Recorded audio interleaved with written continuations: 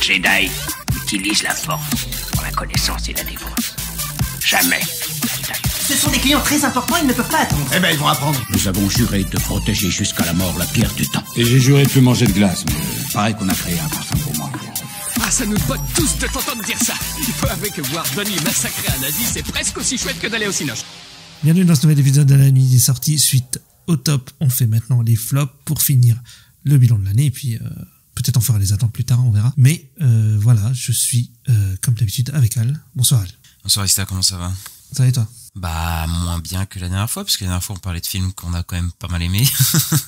Ouais. Donc là, c'est la partie sombre de la nuit des sorties. Là, on a mis nos petites cornes là et ouais, on va pester sur des films. Voilà, c'est un petit flop qui va faire un petit peu son boucan, je pense, parce qu'il y a des films qui étaient quand même pas mal. Il y a des hot takes. Il y a des hot takes, il y a des trucs que t'es bien aimé. Bon, il y a des trucs qui font consensus, hein, vous inquiétez pas. Plus on avance dans le flop, plus ça fait consensus et plus c'est vraiment des films de merde, quoi. Et ouais, parce que faut rappeler quand même qu'un flop, c'est personnel déjà, donc c'est nos goûts, donc venez pas nous dire je sais pas quoi, c'est pas forcément les pires films, quoi. Ça peut être aussi les films qui nous ont déçus. C'est-à-dire des films qui sont pas forcément les pires de l'année, mais il y a un consensus sur eux, ou que nous personnellement on était très déçus sur un film, donc voilà, c'est pas forcément les pires films, parce que bah sinon on va pester sur tous les films de merde d'Hollywood, et voilà, ça va pas être forcément hyper intéressant, mais voilà quoi. Ici on se retrouve, voilà, c'est la fin de l'année, on se retrouve dans les flops, et oui, on fera les attentes qui sortiront un peu plus tard, les attentes de l'année, même si quelqu'un nous avait demandé d'ailleurs si on les ferait, mais oui, on les fera. Et je te propose le même petit jeu que pour le top. Donc c'est-à-dire que pour les tops, on a dû à chaque fois dire au moins un truc négatif sur nos tops, et ben là c'est l'inverse, c'est, on va dire, on est obligé de dire au moins un truc positif sur ces flops, sur ces films qu'on n'aime pas trop, voilà. Et voilà, Ista. On va essayer ça. Au début ça va aller, mais vers la fin ça va être compliqué, comme au final dans les tops, mais avec le concept inverse. C'est ça, parce que le numéro 1, ça va être, je sais pas comment on va réussir à faire ça, parce que ça va être très compliqué. Mais je te propose, voilà, d'y aller. On va pas faire 50 minutes par film, surtout qu'il y a beaucoup des films qu'on a traités qui sont, on a fait un épisode directement dessus, bien, où on parle dessus pendant 50 minutes, ce sera bien plus détaillé. Mais voilà, c'est un petit bilan de notre année, du côté négatif de cette année, et je te propose de commencer directement, Ista. Ouais, on va commencer directement avec le numéro 10. C'est ça, c'est parti. Le flop 10. Le moment est venu de nous dresser. Ensemble, tous unis.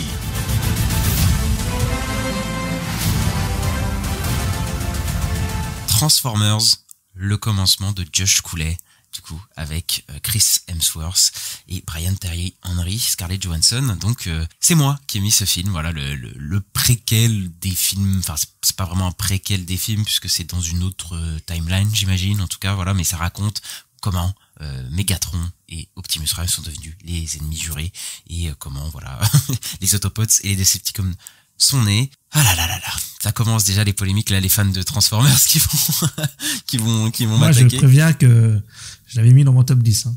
Ah là là là là, il dit. Bon, c'est moi qui l'ai mis dans le flop, donc c'est moi qui vais assumer la responsabilité de commencer. D'où je parle, d'accord? Est-ce que c'est le pire film de l'année? Non, clairement pas. Mais il y a quand même eu une ferveur un petit peu populaire sur le film, notamment des fans de Transformers. Voilà, moi, voilà, Michael Bay, il y a des trucs que j'aime bien chez lui. Voilà, je le dis, les 5 films, enfin, les 4 premiers films de Transformers de Michael Bay, moi, il y a des trucs que j'aime bien. J'aime beaucoup ses côtés visuels, etc. Même si, voilà, dans ce que ça raconte, c'est extrêmement problématique. Les personnages, voilà, il y en a qui sont horribles. Et on m'a vendu ce film comme étant, voilà, le meilleur film Transformers, que beaucoup de gens disent. Et moi, je suis pas très convaincu, parce que je le trouve pas tellement meilleur que les films de Michael Bay. Est-ce qu'il est meilleur? C'est possible, hein, voilà.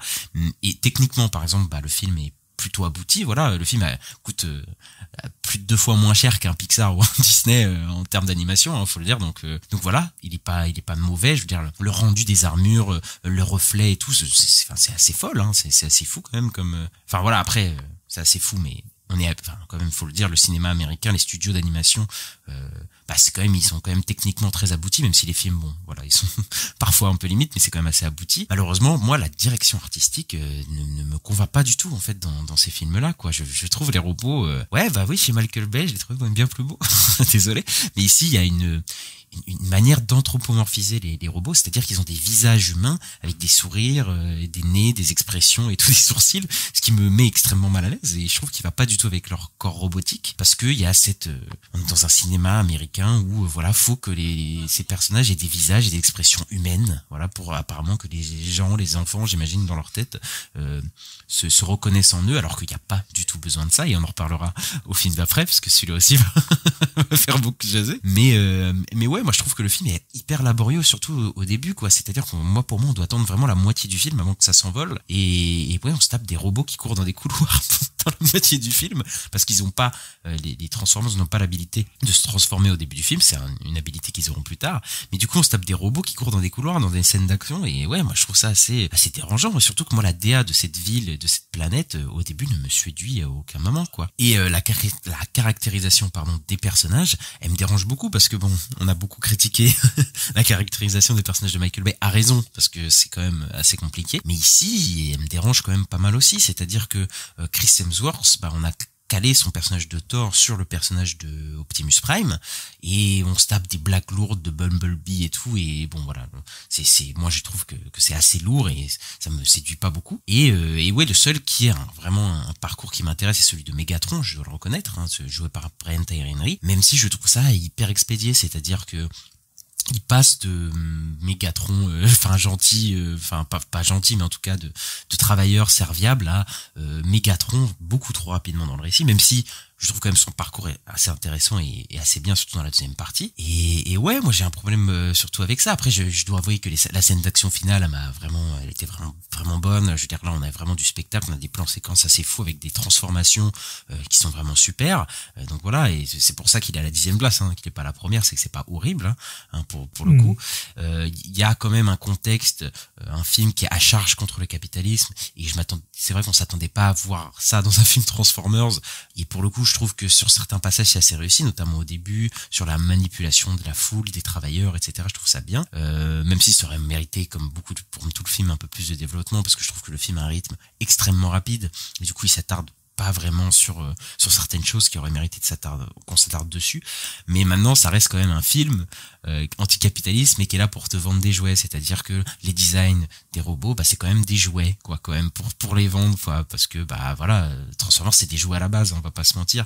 Donc bon, il y a ce côté-là qui me dérange un peu. Donc pour faire un petit bilan, voilà, de mon avis dessus, effectivement c'est moins problématique que Michael Bay, et heureusement, parce que la caractérisation des personnages féminins, par exemple chez Michael Bay, c'est problématique, et ces blagues, elles sont aussi lourdes, voilà, des blagues de cul, de paix, et tout ça, tout ce que tu veux, c'est horrible, mais en même temps, est-ce que c'est si meilleur que ça, Transformers le commencement? Je suis pas certain, quoi, parce que dans le rendu et dans ce que ça raconte, je trouve que c'est très léger dans ce que ça raconte, et visuellement, ouais, je trouve que Michael Bay, il a pas trop envie non plus à Transformers le commencement, quoi. Donc voilà, c'est pas un mauvais film, c'est pour ça qu'il est à la 10e place, mais je trouve que les gens ont fait tout un truc. Ne maïssez pas les fans de Transformers, laissez-moi tranquille, voilà. J'ai le droit d'avoir mon avis. Bon, ici à toi. Toi, il était apparemment dans ton top. Dans ton top 10. Parce quand on a fait le top la semaine dernière, pour le coup, il était pas dans le top parce que c'était un top commun, donc on a mis 5 films de à moi, 5 films à Ista à peu près. Donc voilà, il était dans ton top 10 vers la 10e place, il me semble. Ouais, c'est ça. Oui, moi je suis du côté du peuple. Sur le coup, moi j'ai beaucoup aimé le film. Alors là-bas, j'étais chaud quand il était annoncé, parce qu'il y avait des gros noms et tout, donc je me suis dit ça va peut-être être un Spider-Verse comme ça, versus Transformers. Après il y a eu le trailer, j'étais très déçu. Oui. Je trouvais, j'avais effectivement, comme t'as dit, sur les visages, pour ça je suis toujours pas convaincu d'ailleurs, mais ça m'avait un peu fait peur. Mais sur le coup, moi, le film, je l'ai adoré, vraiment. Je trouve pas que ça raconte rien. Je trouve que c'est plutôt chouette. Je trouve que, les scènes d'action, moi, je les trouve cool. Je trouve que les personnages, ils sont plutôt, moi, je les trouve plutôt attachants. Moi, j'aime bien Chris Hemsworth en Optimus Prime. J'aime bien aussi Brian Tyree Henry. Après, Bumblebee, c'est un comic relief, et même dans les films Transformers, ça a jamais été un personnage, à part le film Bumblebee, quoi, où ils essaient de le mettre un peu plus en avant, ça a jamais été non plus le personnage le plus intéressant, quoi. Mais moi, je préfère, ce film-là au film de Bay. Personnellement, moi, les films de Bay, ils me font mal au crâne. Donc, moi, ça me parle beaucoup plus. Et l'univers, au niveau de Cybertron, tout ça, j'aime bien. Ça me fait rappel à un jeu vidéo que j'avais joué sur la PS3 qui s'appelait La Guerre de Cybertron, et que j'avais bien aimé, et ça me rappelle un peu ça. Et moi, l'univers, bah, je le trouve très sympa.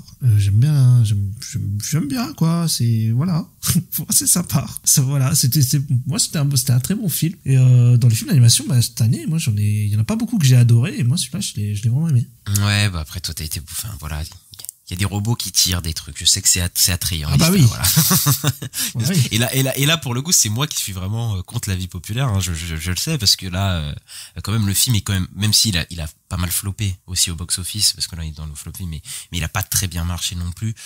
Donc bon, on sait pas s'il y aura une suite. C'est vrai que ceux qui l'ont vu ont été très fans du film, quand même, ont été assez séduits. Bon, moi, je trouve que voilà, c'est bon. Je vais pas revenir dessus. Je trouve que il est un petit peu surcoté, mais là, vous vous dites, Al. C'est vraiment l'horrible du podcast, mais attendez de voir la 9e place, parce que là, ça. Je savais que t'allais dire ça. Là, ça va faire jaser encore plus. Est-ce qu'on passerait pas à la suite, Ista? Parce que là, il me haïsse moi. Est-ce que on taillerait pas un petit peu aussi? Si, allez, c'est à moi de me faire allumer. Voilà, on passe au numéro 9. Je suis déjà chez moi. Je suis un robot sauvage.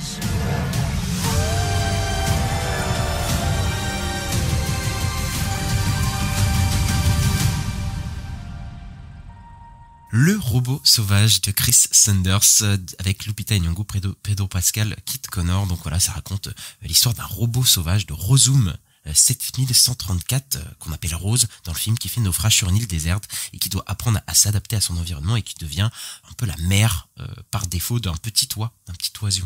Voilà, qui est orphelin et qui va devoir apprendre à voler, etc. Istar, c'est toi qui l'as mis dans le flop, pas moi, parce que voilà, je veux me désolidariser de toi. Pourquoi avoir mis ce film, Le Robot Sauvage, dans tes flops, Istar?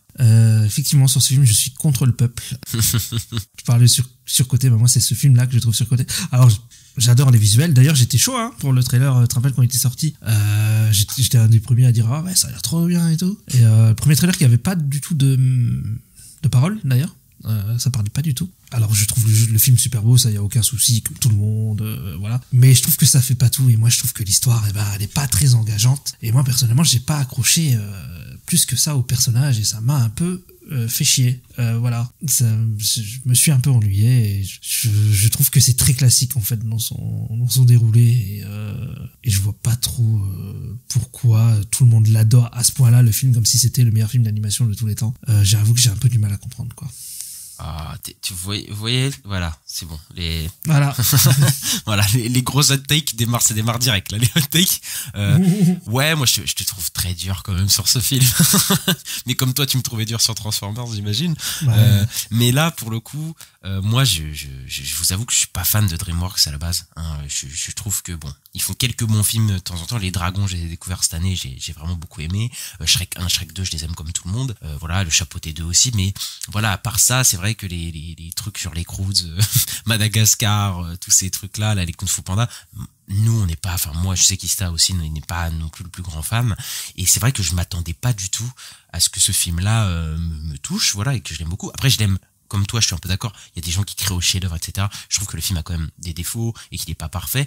Voilà, hein, mais je l'ai quand même beaucoup aimé. Il m'a vraiment transporté parce que déjà, c'est un des plus beaux films que j'ai vu cette année. Et vraiment, quand je dis beau film, c'est vraiment que le film est magnifique. Mm-hmm. C'est-à-dire que on l'avait dit dans notre critique, parce qu'on en avait parlé plus longuement dans notre critique. C'est vraiment artwork le film. C'est vraiment oui. fond d'écran le film. Je suis pas du tout en désaccord avec ça. Et pour le coup, on dit certains, tu sais, des films qui sont beaux parce qu'ils ont des moments où ils sont beaux. Là, tout le film, mais vraiment tout le film est magnifique, quoi. C'est vraiment, il arrive vraiment à capter la nature. Je trouve il y a un rendu d'effets aquarelle, par exemple sur les animaux qui sont beaucoup plus moins définis. C'est-à-dire que tu sais, Rose par exemple, elle a des traits très secs. Tu vois, on voit bien les contours, alors que les animaux c'est beaucoup plus, ils sont déjà beaucoup plus en adéquation avec la nature. Et je trouve qu'il y a ce contraste entre les visuels de la nature qu'on a dans le film, des animaux, et le côté aseptisé du côté des humains qu'on ne voit quasiment pas du film, hein, d'ailleurs. Et ouais, c'est hyper beau, quoi, la couleur, et qui est accompagnée par une musique, moi, qui m'a vraiment transporté, parce que moi, déjà, la musique au cinéma, c'est quelque chose, des fois, il y a des films où les gens font, ah putain, la musique était cool, et moi, j'ai rien entendu. Et là, pour le coup, ouais, ça m'a vraiment transporté. Il y a vraiment des séquences, mais vraiment des plus belles séquences où, bon, j'ai pas à pleurer, mais tu vois, j'aurais pu verser une petite larme si j'avais un cœur humain. Mais il y a des séquences vraiment incroyables, genre l'envol de l'oiseau, c'est vraiment une des meilleures séquences que j'ai vues cette année, quoi. Que ce soit vraiment émotionnellement, que dans ce que ça montre. Enfin, c'est vraiment mais sublime, quoi. C'est des tableaux de fou pour un budget, comme j'avais dit aussi pour le Transformer One, mais moindre. C'est-à-dire que le film a coûté encore une fois 2 fois moins que des trucs comme Vice Versa 2, que des trucs genre Moana, etc., quoi. Parce que bah voilà, le film est vraiment magnifique. Après, je trouve que le film est bien rythmé. Moi, je me suis pas vraiment ennuyé. Il m'a fait rire. Il y a vraiment un humour qu'on retrouve pas souvent dans ces genres de films d'animation entre gros guillemets pour enfants. C'est-à-dire qu'il ose faire des blagues sur la mort, par exemple. Il y a vraiment ils sont vraiment libres. On a l'impression de parler de mort dans des films pour enfants, alors que moi, je suis pour qu'on parle de pas mal de sujets. C'est parce que c'est un film pour enfants que tout de suite, il faut pas aborder certains sujets. Moi, il y a un moment, il y a je sais plus si c'est un castor ou quoi, qui a l'impression qu'elle a perdu un enfant et dit ah bah un de moins, tu vois, comme si c'était naturel, c'était la nature et tout. Et moi, j'adore le fait qu'on me prenne pas pour un con, qu'on aborde ce genre de sujet-là, en plus de manière assez drôle. Et le personnage de Rose. Je te rejoins, hein, pour le coup, le film raconte pas quelque chose d'original. Ça, c'est clair et net, voilà, faut pas se mentir. Mais je trouve que le personnage de Rose, il est vraiment touchant. C'est-à-dire qu'il a une vraie évolution, autant physique que émotionnelle. Il y a un vrai travail là-dessus. C'est-à-dire que, on démarre, quand elle démarre sur l'île, sa manière de se mouvoir, de se déplacer, de parler, extrêmement robotique, d'imiter les animaux. Je trouve ça assez ludique. Mais c'est vraiment son évolution au fil du temps que je trouve super. C'est-à-dire que, de plus elle évolue, plus elle ne fait qu'un avec la nature. Donc plus elle va avoir comment ça s'appelle, de la mousse entre guillemets sur son corps robotique, plus elle va faire plus un avec la nature, plus sa voix va un peu changer, elle va devenir de plus en plus humaine entre guillemets, parce que c'est pas des humains, c'est des animaux, mais en tout cas elle va avoir des émotions, quoi, pour un robot. Et c'est vraiment son parcours qui me touche plus que les autres, parce que il est vrai que certains personnages comme le renard, bon, c'est plus classique, etc. Et même le personnage de Joliebec, je crois qu'il s'appelait Joliebec, le petit oiseau, il a un parcours assez classique, voilà, d'émancipation, mais c'est vraiment dans sa relation avec Rose qui me touche vraiment, et c'est pour ça que cet envol me touche vraiment. C'est vraiment vis-à-vis de Rose. Après, moi, je trouve qu'il y a des problèmes, notamment la dernière partie du film, où je trouve que le climax émotionnel, c'est vraiment l'envol de l'oiseau, et après le film redescend clairement pour moi. C'est-à-dire que on va dans un climax explosif, avec des robots, avec un robot méchant et tout, on te met un méchant alors qu'il n'y en avait pas jusque-là, et là on va dans des trucs balisés de blockbuster d'animation de base, où il faut des séquences d'action, et tout, alors que le film a pas besoin de ça, et le côté intimiste, juste de ce robot qui va faire un avec la nature suffisait amplement. Et voilà, c'est en plus surtout c'est très expédié, quoi, c'est cette fin de film. Donc oui, il y a quand même des problèmes, et voilà, mais moi je trouve le film magnifique. Je trouve que voilà, ceux qui n'ont pas aimé, qui le mettent dans leur flop, c'est vraiment des gens qui n'ont pas de cœur. Tu trouves pas? Oui. si, bah moi cette histoire de ce que ça devient une mère qui prend sous son aile l'oiseau, tout ça, j'ai pas du tout accroché à ce truc-là. Je sais pas, moi ça m'a pas parlé, et je crois que c'est pas ce que je voulais voir quand je voulais voir ce film. Après, c'est vrai que au début du film, moi, enfin pas au début du film, mais c'est vrai qu'il y avait un truc où quand t'avais vu les bandes annonces, et je me suis dit putain, ça va être un film muet, entièrement muet, tu sais, juste avec un robot qui va dans la nature, et ça aurait été très bien.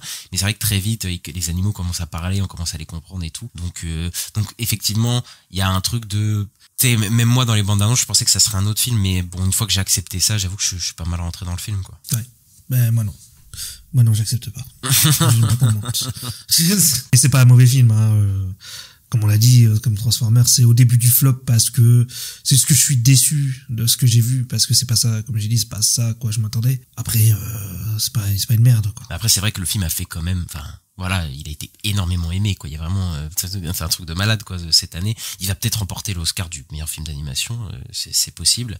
Donc ouais, il a été quand même pas mal aimé, et je comprends que toi, du coup, qui a pas aimé le film, tu te dis, bah non, j'ai pas vu ce que les autres gens ont vu dans ce film-là, quoi. C'est un petit peu dommage, mais voilà, on va continuer les polémiques, puisqu'on va passer au suivant. On va commencer au suivant. Ouais, mais celui-là, je pense que je vais te rejoindre. Ouais, mais je pense que pas forcément les gens vont nous rejoindre pour le coup. Bon, Ista, je te propose de passer au numéro 8.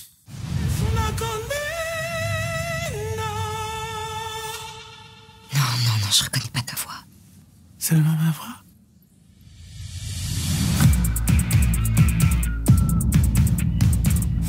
Emilia Pérez de Jacques Audiard, le réalisateur français, avec Zoé Saldana, Carla Sofia Gascon et Selena Gomez, qui parle de Rita, qui use de ses talents d'avocate au service d'un gros cabinet plus enclin à blanchir des criminels qu'à servir la justice, mais une porte de sortie inespérée s'ouvre à elle, aider le chef de cartel Manitas à se retirer des affaires et réaliser le plan qu'il peaufine en secret depuis des années, devenir enfin la femme qu'il a toujours rêvé d'être. Voilà, moi c'est moi qui l'ai mis dans mon flop parce que bah voilà, je suis pas fan du film, bien que le film ait quand même remporté 2 prix à Cannes, à savoir le prix d'interprétation féminine pour les 3 actrices principales et le prix du jury. Il me semble que c'est le prix du jury qu'il a remporté et pas le Grand Prix. Donc voilà, et il a quand même pas mal de nominations là aux Golden Globes, donc il y a moyen aussi qu'il aille aux Oscars, etc.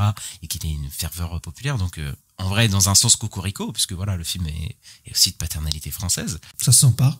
Ça se sent pas, oui, c'est vrai, parce que c'est un film réalisé par un Français au Mexique avec des actrices américaines. Oui, c'est vrai que c'est vraiment bah, c'est un peu ça aussi le film, c'est que c'est quand même un projet hyper singulier pour le coup. Ouais, ça faut quand même saluer, qui parle d'une personne transgenre avec des actrices d'origine mexicaine au Mexique. Enfin, c'est vraiment en comédie musicale, c'est vraiment gloubi-boulga de plein de genres, etc. Réalisé par Jacques Audiard, qui est un réalisateur français qui a quand même pas mal de réputation, puisqu'il a fait quand même l'un des films français quand même un peu plébiscité depuis ces 20 dernières années, qui est Un prophète, qui a révélé Tahar Rahim. Et moi j'aime bien le Jacques Audiard, parce que je me suis tapé pas mal de sa filmo aussi, de ses premiers films, c'est-à-dire il y a un film qui s'appelle Sur mes lèvres avec Mathieu Kassovitz qui est génial, avec Vincent Cassel qui est génial, mais aussi un film qui s'appelle L'homme sans passé, quoi, ou L'homme sans nom avec Mathieu Kassovitz qui est super aussi. Et à partir de Un prophète que j'ai revu et qui est pas trop mal, mais qui souffre des problèmes que Emilia Pérez aussi a. Mais à partir de là, je trouve que là, son cinéma, il me perd complètement. Par la suite, quoi, j'avais vu les Olympiades, qui est son dernier film, qui est un film qui parle de la jeunesse un petit peu bourgeoise, parisienne et tout ça.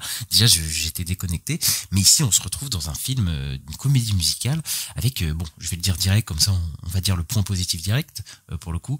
Les actrices, effectivement, moi, je les trouve superbes. C'est-à-dire que Zoé Saldana, Carla Sofia Gascon, voilà, moi je trouve vraiment bien, et je trouve vraiment qu'elle porte le film, ça pour le coup, et je trouve qu'il n'y a pas beaucoup de gens qui vont redire là-dessus. De toute façon, Zoé Saldana, moi je savais que c'était une bonne actrice, mais c'est vrai que quand elle est, on va dire, une extraterrestre bleue, tu peux pas trop, tu vois, tu peux peut-être pas trop l'identifier à ça. Bleu ou verte, ouais. Mais j'ai l'impression, moi, que le film, c'est vraiment juste un exercice de style. Mais vraiment. C'est-à-dire que on a pris le Mexique parce que c'était un très beau décorum, le Mexique, on fait des mouvements de caméra, c'est hyper surchargé. C'est-à-dire le film, hein, c'est trop, tout est iconisé, tout est pétant, tout est surstylisé. Mais si tout est stylisé, rien ne l'est pour le coup, parce que du coup, c'est un peu comme ce que beaucoup de gens disent contre Zack Snyder, c'est-à-dire que Zack Snyder, c'est un mec qui surstylise tout, et du coup, bah en fait, ça perd de sa force, parce que si tu surstylises tout, bah rien, tout est au même au même niveau, donc rien n'est surélevé, donc rien n'est, enfin, tout redescend, quoi. Et bah c'est un peu le cas, quoi. C'est vraiment un exercice de style comme pas possible. Et moi, pour exemple, que je vais prendre, c'est vraiment les comédies musicales, quoi. C'est vraiment, on va parler peut-être d'une autre comédie musicale après, mais j'ai l'impression que c'est l'exemple même du fait de, peut-être, je pense qu'il s'est dit que les comédies musicales, c'était un genre qu'il pouvait investir, qui était sympa, et enfin, d'ailleurs, à chaque fois en interview, ils sont en mode, ce n'est pas une comédie musicale, surtout, hein, attention, faut pas appeler ça une comédie musicale, hein, parce que surtout, c'est pas bien pour le marketing. Mais moi, j'ai un problème, c'est que, moi, par exemple, il y a des chorégraphies à l'écran, je trouve que la mise en scène ne les met à aucunement en valeur. C'est-à-dire que c'est un principe simple de certaines comédies musicales, c'est-à-dire que la caméra est centrée sur le personnage qui danse, le personnage principal qui danse, savoir Zoé Saldana souvent. Et en fait, on a des gens en arrière-plan qui dansent, on a l'air d'avoir toute une chorégraphie, mais on est calé sur le personnage principal qui fait des mouvements de main, etc. Là. Et moi, gros problème que j'ai avec le film, moi je trouve que les chansons sont horribles dans ce film. Mais vraiment, hein. Et je sais que les gens vont pas être d'accord avec ça. Mais moi, je n'aime pas quand les chansons sont parlées. C'est-à-dire, c'est des gens qui parlent au lieu de chanter. Et donc, ils vont te dire, je vais pas les imiter. Mais, on va dire qu'ils sont en mode, ils décrivent ce qu'ils sont en train de faire. Ils sont en mode, là, je vais acheter du lait. Et là, je vais faire du truc. Enfin, c'est. Ouais, mais j'allais dire ça aussi. Non, mais moi, je trouve ça horrible. C'est-à-dire que personne ne va écouter les chansons en dehors du film. C'est impossible. Personne va se mettre des chansons dans sa voiture pour écouter ça, parce que je trouve ça. Enfin bref, après ça c'est un truc de goût, on va me dire, mais voilà. Mais moi je trouve qu'il y en a une qui est horrible en plus dans le film, c'est la scène de la chirurgie esthétique. Non seulement c'est la pire du film en termes musical pour moi, mais en plus je la trouve extrêmement maladroite dans ce qu'elle raconte et de comment elle est faite sur une personne transgenre qui change de sexe. Et ouais, moi dans les musicals je trouve ça répétitif de fou, quoi. Et moi je pense que d'ailleurs tout ce côté ultra stylisé de prendre le Mexique, voilà, d'avoir ces côtés comédie musicale, c'est pour camoufler le peu de choses que ça raconte. en fait. C'est ça, moi, que je trouve assez fou, c'est que c'est un film qu'on dit que ça parle de certaines choses. Moi, je trouve que c'est hyper classique déjà comme trame, mais surtout, ça développe rien de ces personnages. La caractérisation des personnages, je la trouve catastrophique. C'est-à-dire qu'elle est extrêmement binaire et caricaturale, que ce soit sur le personnage de Zoé Saldana, de Selena Gomez aussi, que je trouve assez compliqué. C'est-à-dire que le perso, Jacques Audiard juge le personnage de Zoé Saldana parce qu'il serait une mauvaise mère, parce que en fait, le personnage de Selena Gomez se remet à fricoter quelqu'un après le décès de son mari, et c'est pour ça qu'elle est jugée. Ben, c'est assez horrible. Et le personnage d'Emilia Pérez, c'est-à-dire qu'il change de personnalité quand il change de sexe. Donc moi, je trouve que c'est une caractérisation que je trouve ça assez spéciale. Et Zoé Saldana aussi, ça c'est le pire, parce que Zoé Saldana, c'est un personnage qu'on croit être le personnage principal pendant 30 minutes, c'est-à-dire qu'on la suit vraiment elle pendant 30 minutes, et après elle sert plus à rien. C'est-à-dire qu'elle disparaît complètement de l'intrigue, et il y a juste des moments, au bout d'une heure de film, où la moralité du perso est re-questionnée, c'est-à-dire ou évoqué, c'est-à-dire que au bout d'un moment on te dit Zoé Saldana qui fait j'ai vendu mon âme, voilà, maintenant je travaille avec des cartels et tout, et au bout d'une heure de film tu fais mais attends, elle a jamais été caractérisée comme ça.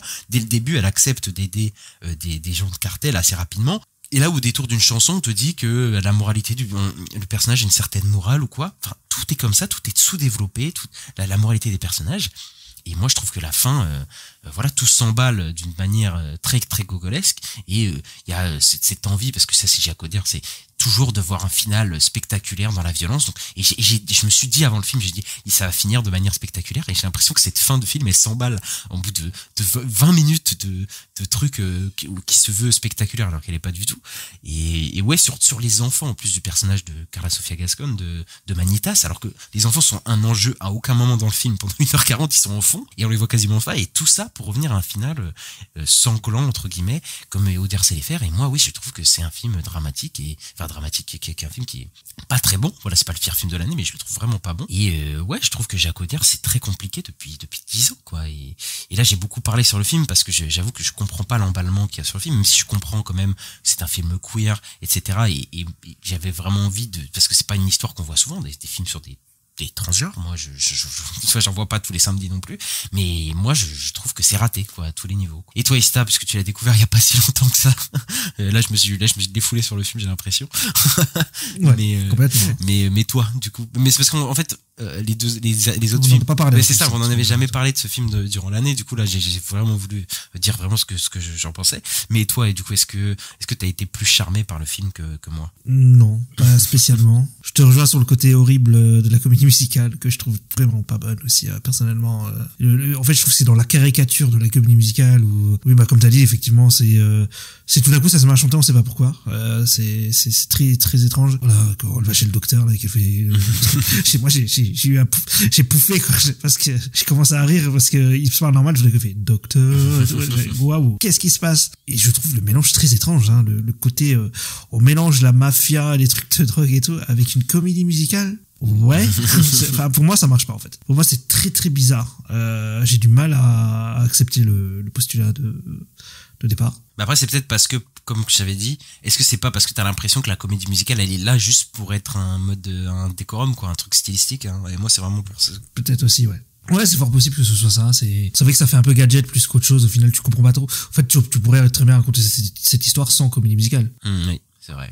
Je vois pas c'est quoi la plus-value de ça, surtout que comme t'as dit les musiques elles sont pas super entraînantes non plus. Tu vas pas t'acheter la BO et te dire ah Emilia Pérez chanson incroyable. Ah, ça se trouve il y a ces gens-là existent, mais je n'en connais pas. Ouais, peut-être, ouais. Je n'en connais pas non plus. Ouais, par contre l'actrice trans super, par contre effectivement je crois que tu l'as dit sur le Carla Sofia Gascon, ouais. Ouais, super, c'est une très bonne actrice. Et puis comme t'as dit, Zoé Saldana, c'est vrai qu'elle disparaît. Selena Gomez aussi, bon, on la voit quand même pas mal. Après j'ai vu que je crois qu'ils ont nommé la chanson de Selena Gomez quand elle est dans la chambre là, au Golden Globes. Je vais te dire la vérité, je m'en souviens même plus. La chanson. Ça se souvient pas? Bah après moi je l'ai vu il y a quand même pas mal de mois, mais de toute façon les chansons m'ont tellement pas marqué que là j'avoue que c'est compliqué, quoi. Ouais, non, c'est pas terrible. Et c'est vrai que sur le coup j'avais pas pensé à ce que t'as dit, mais ouais, le fait qu'en fait elle est mal vue parce qu'elle traîne avec un homme alors qu'elle a plus de mari, quoi. Ouais, c'est vrai que c'est peut-être un peu. Enfin là le personnage est vraiment elle est un peu punie parce que elle veut refaire sa vie après que son mari est mort. Enfin, bah je dis bon excusez-moi, quoi.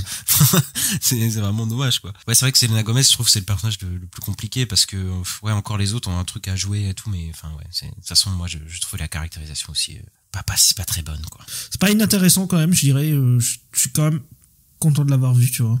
Oui, moi aussi, hein. Surtout que ça va faire la saison des awards va commencer, va sûrement être là. Et franchement, c'est quand même un film assez singulier. Il a fait extrêmement parler dans l'année. Il a eu des prix à Cannes. Tu vois, moi en tout cas, mon intérêt d'aller le voir, je regrette pas d'être allé le voir, même si j'ai pas aimé du tout, quoi. C'est un peu, c'est spécial quand même, quoi. Mais c'est pas un film que je reverrai, je pense pas. Yes, et bah écoutez, on a pas mal dit de choses sur Emilia Pérez parce que on n'en avait pas parlé dans l'année, mais voilà, on va passer au suivant. Je te propose de passer au suivant, Ista. Ouais, on passe au numéro 7 sur le coup. C'est ça, flop 7. I'm Bella Baxter, and there is a world to enjoy, traverse, circumnavigate. So Bella's so much to discover.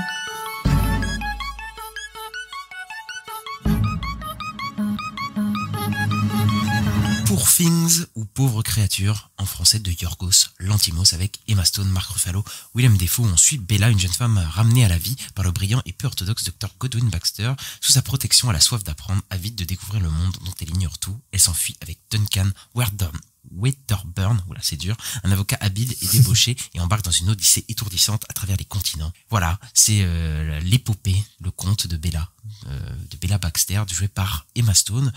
C'est la première critique qu'on a fait cette année pour un film, pour le coup, pour Créature. Donc voilà, ça a démarré un petit peu notre aventure de critique sur les films qui sortent chaque semaine.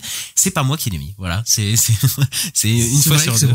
C'est Ista qui a mis Pauvre Créature. Donc pourquoi il est dans ton flop 10? Bah déjà j'avais une grosse attente sur le film parce qu'il avait gagné la Mostra de Venise et que j'avais entendu des gens qui l'avaient vu dans un podcast qui disaient waouh, il est incroyable et tout, ça va être un des meilleurs films de l'année, etc. Quand je l'ai vu, déjà j'ai du mal avec le postulat de départ, je l'avais dit dans le podcast, Emma Stone qui fait la débile, qui fait l'enfant, le bébé. Bon, moi ça me plaisait, je trouve j'avais un peu de mal sur le coup, et plus j'y repense, plus je me dis que c'était pas terrible en fait. Plus je repense à ce film, plus je me dis que c'était pas fou. Déjà tout est fait avec des gros sabots, c'est hyper bourrin, je trouve, quand même, dans le délire. Le passage à Paris, que j'ai pas du tout aimé. Le dernier acte, qui répète ce que on t'a déjà dit 3 fois dans le film. Alors, il y a des points positifs, hein. Mark Ruffalo, il est drôle dans le film. Au moins, le film, il a son esthétique à lui, même si je suis pas sûr d'être convaincu. Des fois, c'est un peu bizarre. Ça fait un peu enfermé, je trouve, des fois, quand même. Mais c'est peut-être un peu trop jaune, je sais pas, mais des fois je trouve esthétiquement c'est un peu moche, je trouve, quand même. Ok.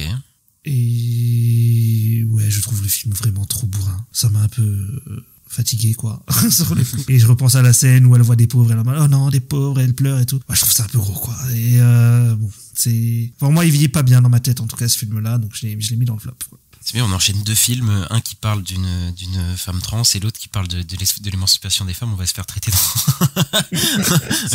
là. Alors que pourtant dans notre top, on en a mis des bons films avec centré sur des femmes. Voilà. Mais moi, je voudrais peut-être revenir au fait que Yorgos Lanthimos, c'est un cinéaste assez intéressant parce qu'il est grec, je crois. Et il avait fait à l'époque, il faisait pas du tout le même genre de film. Là, pour le coup, il avait fait des films genre Canine, par exemple, qui avait pas mal secoué les gens. Je crois qu'il était sorti à Cannes ou un truc comme ça.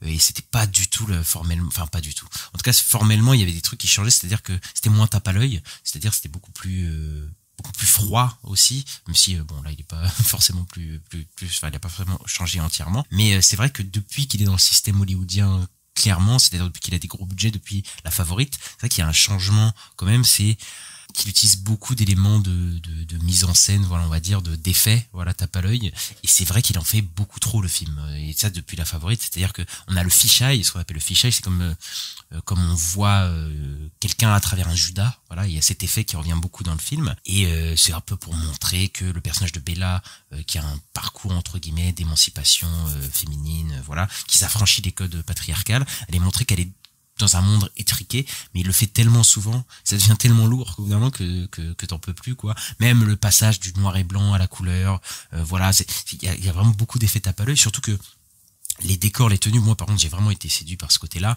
même si il y a un côté studio très assumé au film, pour le coup, donc je peux comprendre que c'est assez, voilà, t'as ce sentiment d'être enfermé, mais je trouve dans l'esthétique du film ça marche vraiment bien, et je trouve que c'est hyper créatif, c'est-à-dire que on a du rétrofuturisme, du steampunk, du Paris ancien d'une certaine époque, enfin il y a vraiment un mélange, vraiment un travail artistique à ce niveau-là qui est assez fou, quoi, et même toutes les tenues de Bella qu'elle a dans le film, moi j'aime beaucoup, quoi, ce qu'elle en fait, mais encore une fois, c'est multiplier les bizarreries, les trucs drôles d'un univers. Enfin, en fait, ça multiplie le côté univers décalé, alors que ce que j'aime pas, par exemple, dans le film, enfin, ce qui est trop dans le film, pardon, c'est qu'en fait cet univers se suffisait à lui-même. C'est pour ça que le côté fisheye tout le temps, le passage du noir et blanc et tout ça, c'est peut-être un peu trop en trop, parce que déjà l'univers de base, l'univers de décor studio, voilà, qui est complètement imaginaire, se suffisait à lui-même. Et donc effectivement il en fait beaucoup trop, comme dans La Favorite, je pense. Enfin, j'avais beaucoup aimé La Favorite, mais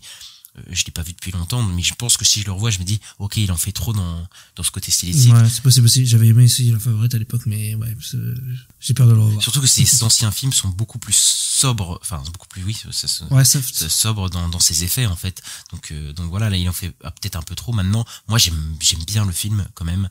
Je trouve très très drôle le film, notamment le duo Mark Ruffalo et Emma Stone, où ça donne des scènes burlesques assez fous.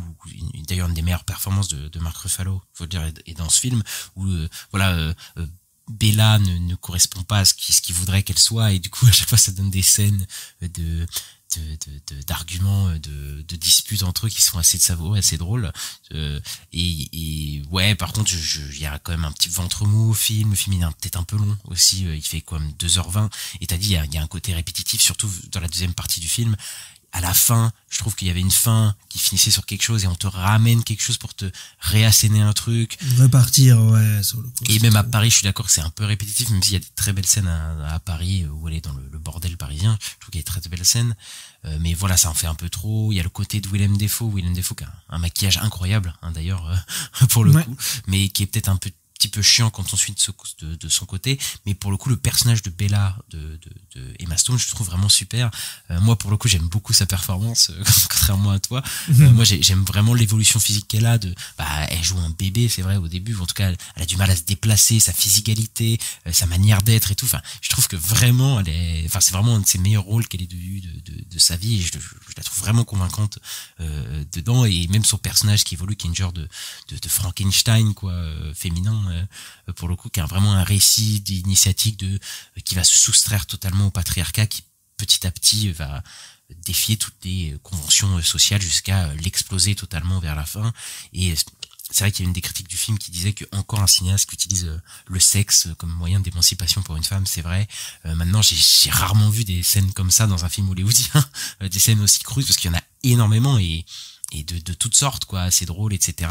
Et donc ça m'a pas dérangé pour le coup. Et voilà, moi j'aime bien suivre Bella, qui va rencontrer tous ces hommes qui vont essayer de la contrôler d'une certaine manière, même si d'ailleurs ils sont pas unilatérales aussi. Ça c'est cool, c'est que ils sont pas tous méchants ou quoi. C'est vraiment, il y a une ambiguïté, que tous les personnages, c'est-à-dire même le personnage de Willem Dafoe essaie de la contrôler, son futur mari entre guillemets aussi, d'une certaine manière, même s'ils sont pas catégorisés comme étant des méchants ou quoi. Et la manière dont elle va s'affranchir de ça, j'ai trouvé ça assez intéressant. Mais moi, je trouve que le film en fait beaucoup trop, et voilà, c'est pour ça que je suis pas fan du film, même si je l'aime bien, mais voilà, je te trouve très dur de l'avoir mis dans ton flop, mais je l'accepte. Voilà, oui, je l'accepte. Et il y a aussi le personnage de Margaret Qualley qui sert à rien, quoi. Oui, c'est vrai qu'il est très random, mais ça c'est tous les passages avec Willem Dafoe de son côté quand Bella part en voyage, où c'est vrai que c'est un peu chiant, ennuyeux, j'ai trouvé aussi, pour le coup. Ouais, voilà. Donc voilà, on a mis 4 films qu'on était quand même beaucoup aimés cette année. Et nous on les met direct dans notre truc. Là voilà, on va revenir à des trucs un peu plus, voilà, qui vont mettre un peu plus de...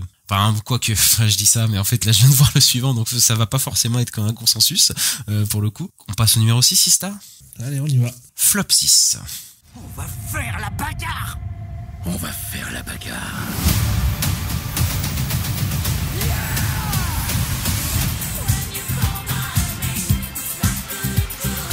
Deadpool et Wolverine de Sean Levy avec Ryan Reynolds, Hugh Jackman et Emma Corrin. Voilà, je pense que je vais pas résumer le film, tout le monde sait de quoi ça parle, tout le monde sait ce que c'est. Voilà, Deadpool et Wolverine, voilà, qui vont traverser le multivers. Et c'est toi qui l'as mis, ça?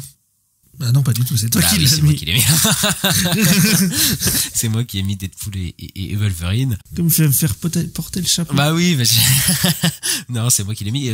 Film Marvel qui a été plutôt aimé, parce que bon, il y a des films récents qui ont été pas très aimés, mais celui-là ça va quand même si, bon voilà, comme chaque film Marvel, il partage un peu les gens, mais au vu de certains films, je ne pointerai pas Ant-Man 3, bah, il a quand même été pas mal aimé. C'est le seul film du MCU de cette année, d'ailleurs, qui a été un carton plein.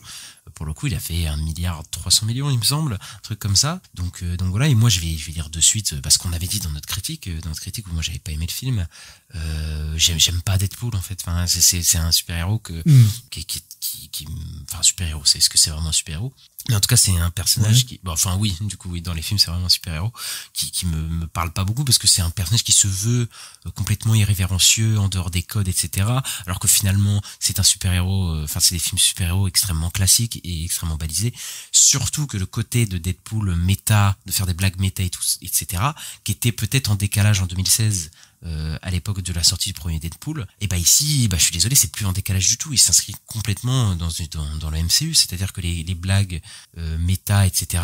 Je suis désolé, mais She-Hulk le faisait déjà, Thor Love and Thunder le faisait déjà. Donc en fait, il a même plus ce côté frais qu'on pouvait avoir à un certain moment, quoi. C'est-à-dire que moi je trouve ça extrêmement décevant et je trouve que c'est un film qui a tous les problèmes de la phase 4, c'est-à-dire du problème du multivers qui est symbolisé dans le film. C'est-à-dire que le seul intérêt de ce côté multivers, etc., c'est la nostalgie en fait. Comme l'a été No Way Home, par exemple, qui est un film qui était surcoté complètement, moi je pense, et comme Doctor Strange 2 sur certains aspects, c'est-à-dire tout le milieu du film, où il y a ce côté nostalgique. Enfin, de toute façon, tout le côté multivers de Doctor Strange pour moi, c'est que de la nostalgie en fait.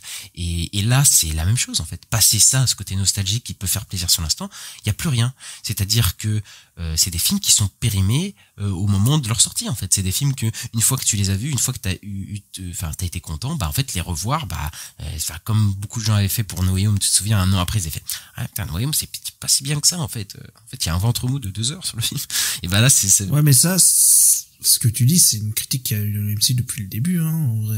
On appelait ça des films McDo. Enfin, les gens disaient, ces films McDonald's, tu vas les voir une fois et tu les oublies derrière. Ouais, mais il y avait pas ce côté nostalgique à l'époque. C'est-à-dire que, de toute façon, ils avaient pas. Là, c'est les films qui s'auto-référencent en fait constamment. C'est-à-dire que c'est un film qui fait des références constamment à ce que Marvel a fait, ce que Marvel fait, etc. C'est vraiment ça, Deadpool, et même le multivers en soi. C'est pour ça que je dis que c'est plus frais. C'est-à-dire que en fait, She-Hulk était déjà dans un truc méta, déjà de s'auto-référencer.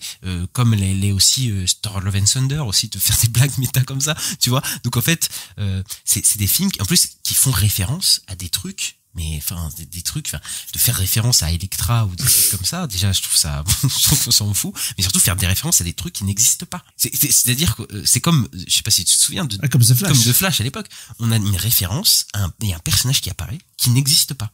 C'est-à-dire que il fait référence à un truc d'un film qui n'existe pas. C'est quand même fou d'arriver à ce truc-là. Mais il a un peu mieux utilisé quand même dans Deadpool et Wolverine.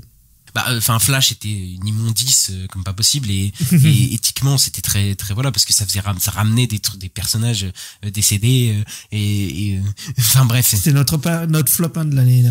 Oui, ça c'est sûr. Voilà, c'est quand même Flash, au-delà du fait que ce soit dégueulasse, nul comme film super-héros, c'était un film qui était vraiment problématique, mais c'est vrai que Flash avait ce côté un peu catastrophe industrielle qui était quand même assez attrayant. C'est-à-dire que il y avait tellement rien qui allait, tellement le projet est complètement fou, qu'il y avait ce truc là de se dire c'est une fois dans une vie que tu verras un film comme ça, quoi. Tu vois, tu dis tu reverras plus Flash, c'est pas possible, quoi.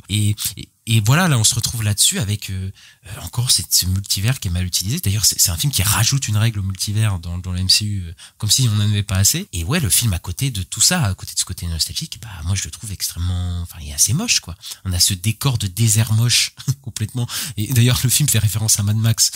Faut se calmer quand même, parce que là fais attention, ton désert c'est pas le même, hein, en termes de là vraiment la colorimétrie du film, l'esthétique, c'est vraiment moche, quoi. Et même plus que ça, parce qu'il y a déjà eu des films du MCU moches, c'est un des films les plus impersonnels que j'ai vu du MCU depuis longtemps, quoi. C'est-à-dire que en vrai il y a eu Ant-Man Ant-Man 3 il y a pas longtemps, mais tu vois, le Thor Love and Thunder, j'avais dit ça dans ma critique, mais Thor Love and Thunder c'est un film qui est franchement que je trouve pas bon, hein. Ouais, je vais pas le défendre, mais au moins il y avait des idées, il y avait un mec derrière, quoi. C'est-à-dire que Taika Waititi, il y avait quand même ses idées à lui, quoi. Il y avait des séquences, c'est-à-dire les séquences du noir et blanc, de la planète noir et blanc, on voyait les éclairs de Thor en bleu et tout. Il y avait des séquences un peu où il s'est quand même creusé la tête pour créer visuellement un truc. Sean Levy, est un tâcheron. Voilà, je le dis. John Enemy est un tâcheron, ça a toujours été un tâcheron. Et là, voilà, on va se le taper pour Deadpool et Wolverine 99, j'en sais rien.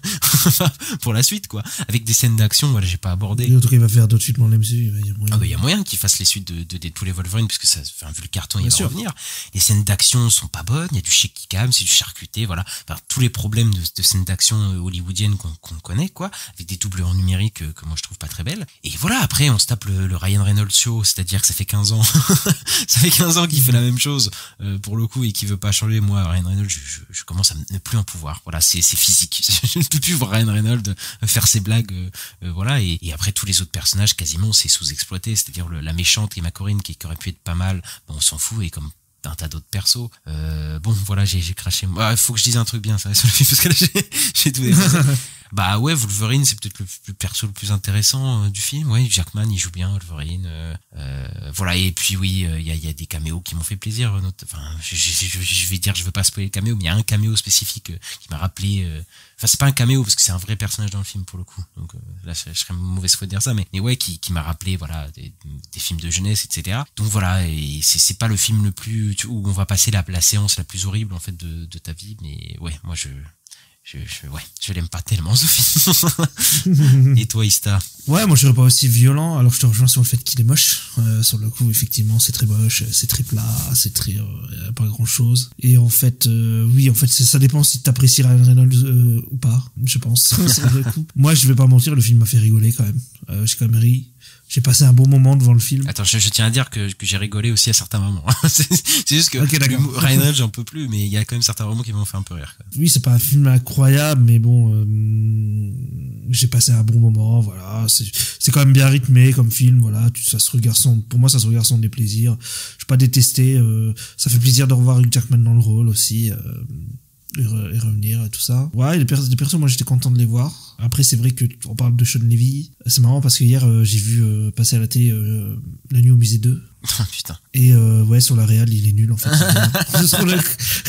Ouais, il y a des gens qui défendent La Nuit au musée. Moi, même quand j'étais petit, j'aimais pas ça. Donc bon. Ouais, tu peux aimer parce que voilà, c'est un peu rigolo, les figures historiques et tout qui font des conneries, mais sur la réal, il y a rien quoi. C'est très très basique quoi. Et Sean Levy, en fait, c'est vraiment un yes man. Hein. Il y a rien de spécial quoi dans sa réal quoi. Il a pas de personnalité. Bon, le film, moi, le générique de fin, il m'a un peu touché quand même avec cet hommage à la période de la Fox, même si effectivement, comme tu avais dit, on se rend compte que les films de la Fox, il y avait pas grand chose de bon quoi. Ouais, franchement, le Fox Universe, je peux te dire, tu enlèves quelques films X-Men, ça chute très vite. Hein. Voilà, mais ça marche mieux que dans Venom 3 avec où ils te font le flashback avec les 3 Venom. Voilà. Mais pour moi c'est sympa. J'ai même acheté le Blu-ray 4K hein, parce que j'achète le Blu-ray du MCU. Voilà. Après t'as tous les Blu-ray du MCU, donc tu vas pas tu voilà, vas pas passer à côté. Mais même toi, pour le coup, t'es pas, tu vois, toi qui es plus enclin à aimer le MCU que moi, t'es pas aussi enthousiaste que beaucoup de gens ont été sur le film quand même, parce que le film, voilà. Non, mais déjà il est un peu à part du MCU aussi, le film, il faut le dire aussi. Ouais, bah dans ce qu'il raconte. Oui, bon, ok, mais bon, il entre quand même. Enfin, c'est l'histoire de Deadpool qui rentre dans l'MCU quand même. Oui, c'est vrai, mais bon, il rentre dans l'MCU, mais bon, à la fin, il reste tout le temps dans l'univers de la Fox, et au final, c'est que des personnages de la Fox que tu as. C'est ça, et des personnages qui vont revenir. Des personnages, oui, certains qui vont revenir. Et là, par contre, je suis terrifié parce que je me dis, est-ce qu'ils vont mettre Channing Tatum, est-ce qu'ils vont vraiment mettre Channing Tatum dans ce que je pense? Parce que vu les retours et tout, les mêmes et tout, moi, je suis terrifié. Hein. Ouais, je crois qu'il va arriver dans un certain film qui va arriver bientôt. Ouais. Putain de merde. Je pense. Oh là là là ouais. là là. Moi, j'ai pas, enfin, ça m'a fait rire de le voir, mais pour le coup, moi, je trouve que ça lui va pas du tout. Surtout que après, moi, je vois des gens demander du film solo sur Gambit, je suis en mode non. Pas avec lui, enfin, je suis désolé, mais. Oui, avec lui, oui. Non. Parce que, bon, voilà, j'ai vu X-Men 97, moi. Je suis désolé, mais. Parce que moi, Gambit, je connaissais très peu. Non. Laissez Gambit tranquille. laissez le vrai Gambit tranquille, quoi. Et ouais, c'est compliqué. Limite. Ouais, je vais dire une dinguerie. Limite, celui d'X-Men Origins Wolverine, je trouve qu'il a plus. Il a une meilleure aura en tant que Gambit que celui-là. Ah non. Je suis méchant là, je suis méchant de fou. Ouais, non, je suis pas d'accord. Là, je te rejoins pas. Bon, bref, voilà, sur cette note, est-ce qu'on passerait pas au suivant, Ista? C'est parti pour le flop 5. Bah oui. Mon goûter. Un double goûter? Du bacon et des œufs? Pourquoi t'es venu sans le cochon la dernière fois? Vaiana 2, ou Moana 2 en anglais, de David G. Derek Jr., Jason Hand, Dana Ledoux-Miller, avec Aoli Cravallo et Dwayne The Rock Johnson qui reviennent pour doubler. Vaiana qui entreprend un périple qui la conduira dans des eaux dangereuses, voilà, comme dans le premier en fait, pour le coup. C'est toi qui l'as mis dans ton flop pour le coup. Ouais, bah c'est récent, hein, sur le coup, c'est un film qu'on a vu en novembre, donc c'était le mois dernier. Oui, bah c'est ce côté série télé en fait qui se sent à 100 000 km, que c'est pas du tout fait pour le cinéma. Les chansons nulles, pas très engageantes, pas très intéressantes. Les méchants, pas très intéressants non plus. Enfin, il y a rien d'intéressant quoi.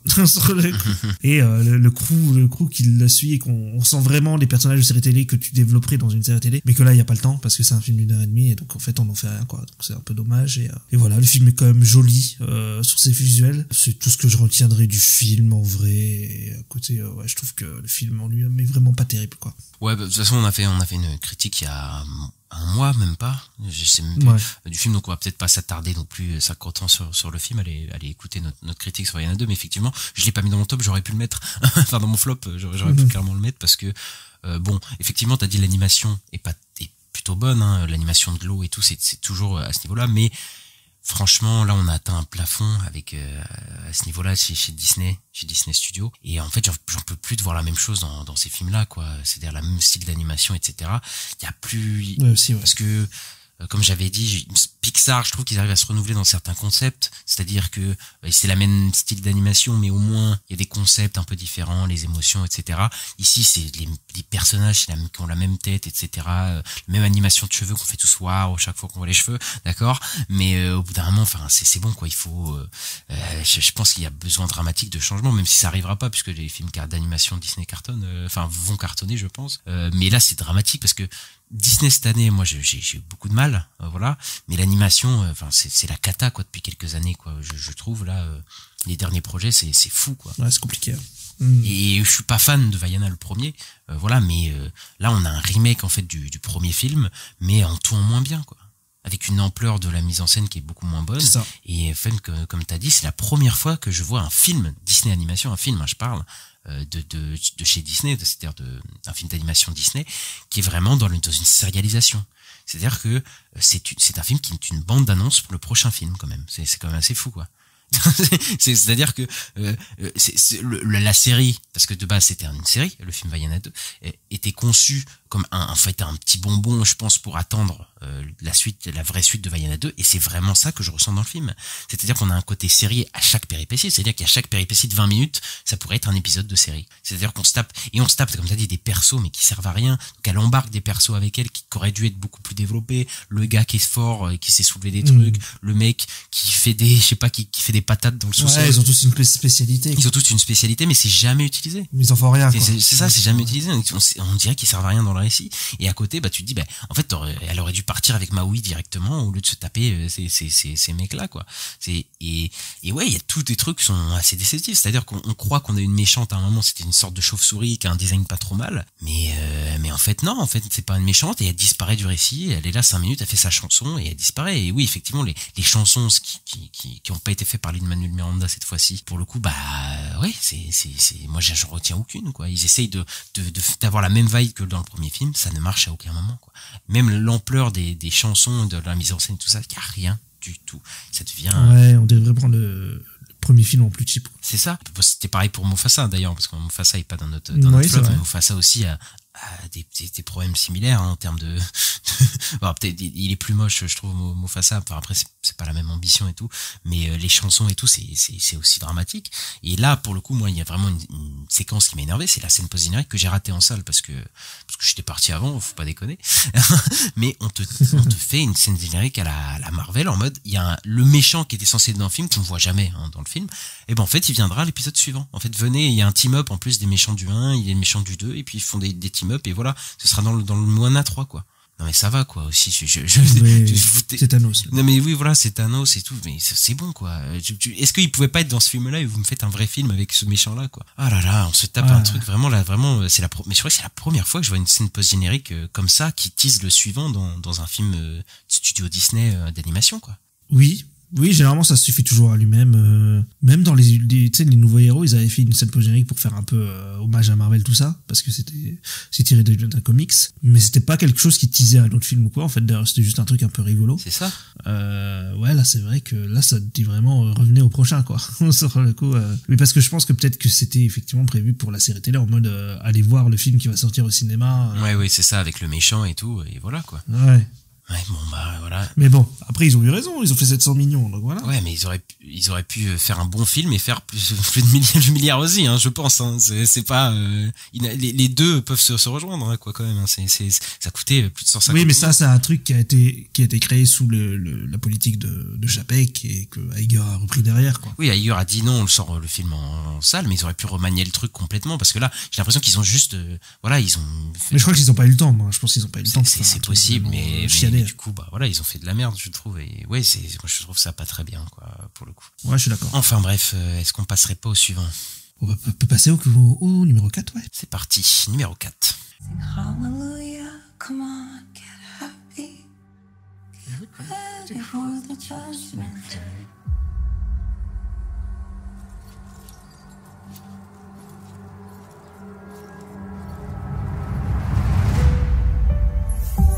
Joker, Folie à 2 de Todd Phillips avec Joaquin Phoenix, Lady Gaga, Brendan Gleeson, donc la suite du Joker qui va faire face à son procès pour les crimes qu'il a perpétrés dans le premier film Joker.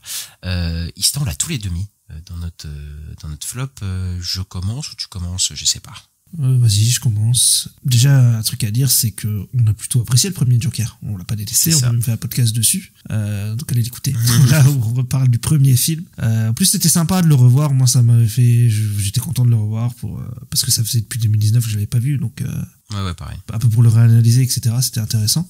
Et ouais, énorme déception, hein. Nous, en début d'année, en plus, on se dit, ce film-là, ça va être un carton, un des gros cartons de l'année, tout ça. Déjà, niveau box-office, ça a pas suivi du tout. Tout ce qui tourne autour du film aussi, pour moi, ça va pas, comme t'as dit tout à l'heure, le fait qu'ils disent, déjà, ils sont partis sur une comédie musicale, et le fait que Lady Gaga dise, je crois que c'était à Cannes, ou je sais plus c'était où, mais elle dit, non, mais c'est pas une comédie musicale. Si. Mais ils aiment, ça, c'est pour de la promo, parce que, apparemment, il faut pas marketer les comédies musicales comme des comédies musicales, parce qu'il y a des gens qui sont très réticents à les voir, mais, il faut arrêter de se foutre de nous, quoi. C'est ça. Et une fois qu'on a vu le film, Todd Phillips qui nous dit, non, mais en fait, c'est pas Joker. Ce film-là, c'est pas Joker de Joaquin Phoenix, c'est pas Joker. J'ai non mais va te faire cuire un œuf, j'ai envie de te dire. Parce que tu peux pas me vendre un film Joker à la base avec le premier film puis pour me dire dans le deuxième non mais en fait depuis le début ça n'a jamais été le Joker. En plus t'as Bruce Wayne et tout. Moi ça m'énerve. Donc déjà ça me gonfle. Et puis si on parle du film en lui-même, en fait il est chiant quoi. Sur le coup, il se passe pas grand chose. En plus, le fait du concept que c'est au tribunal et on te raconte tout le premier film, en fait, tu te retapes le premier film, mais par de la narration. Et donc, ça fait qu'en fait, c'est pas intéressant. Ça raconte pas grand chose, je trouve, ce film-là. T'as pas un truc positif à dire avant que j'emboîte? Un truc positif. Joaquin Phoenix le joue toujours très bien, le personnage. Ouais, ok. Moi, je te rejoins. Joker Folie à 2, est-ce que c'est le pire film de l'année? Non. Est-ce que c'est le pire film de comic book movie de cette année? Peut-être. Il va falloir voir la suite. Notre flotte, peut-être. Mais en tout cas, oui, nous, comme tu l'as dit, on déteste pas le premier Joker. Même si on est loin de dire que c'est le meilleur film de comic book, comme beaucoup de gens l'ont dit et tout, voilà. Mais effectivement, le premier Joker, je trouve que la performance de Joaquin Phoenix et même le personnage qu'il est vraiment, vraiment bien faite. Moi, j'ai beaucoup aimé. Maintenant, c'est le flop de l'année au box-office, hein, faut le dire. C'est le film qui a coûté 200 millions et qui est vraiment, là, va rester dans les annales du flop avec Furiosa, là. Cette année, c'est vraiment les deux blockbusters qui ont vraiment pas marché du tout. Parce que c'est un film, en fait, qui va ravir personne, en fait. Que ce soit les femmes du premier, les gens qui ont pas aimé le premier ou quoi. C'est-à-dire que c'est un film de procès qui est pas réussi. Comme tu l'as dit, là, c'est juste un prétexte pour ramener les gens du premier film et qui te disent, alors il s'est passé ça dans le premier film et tout. Ça, c'est vraiment le personnage de Zazie Beetz quand elle rentre et qu'elle décrit le premier film et tout.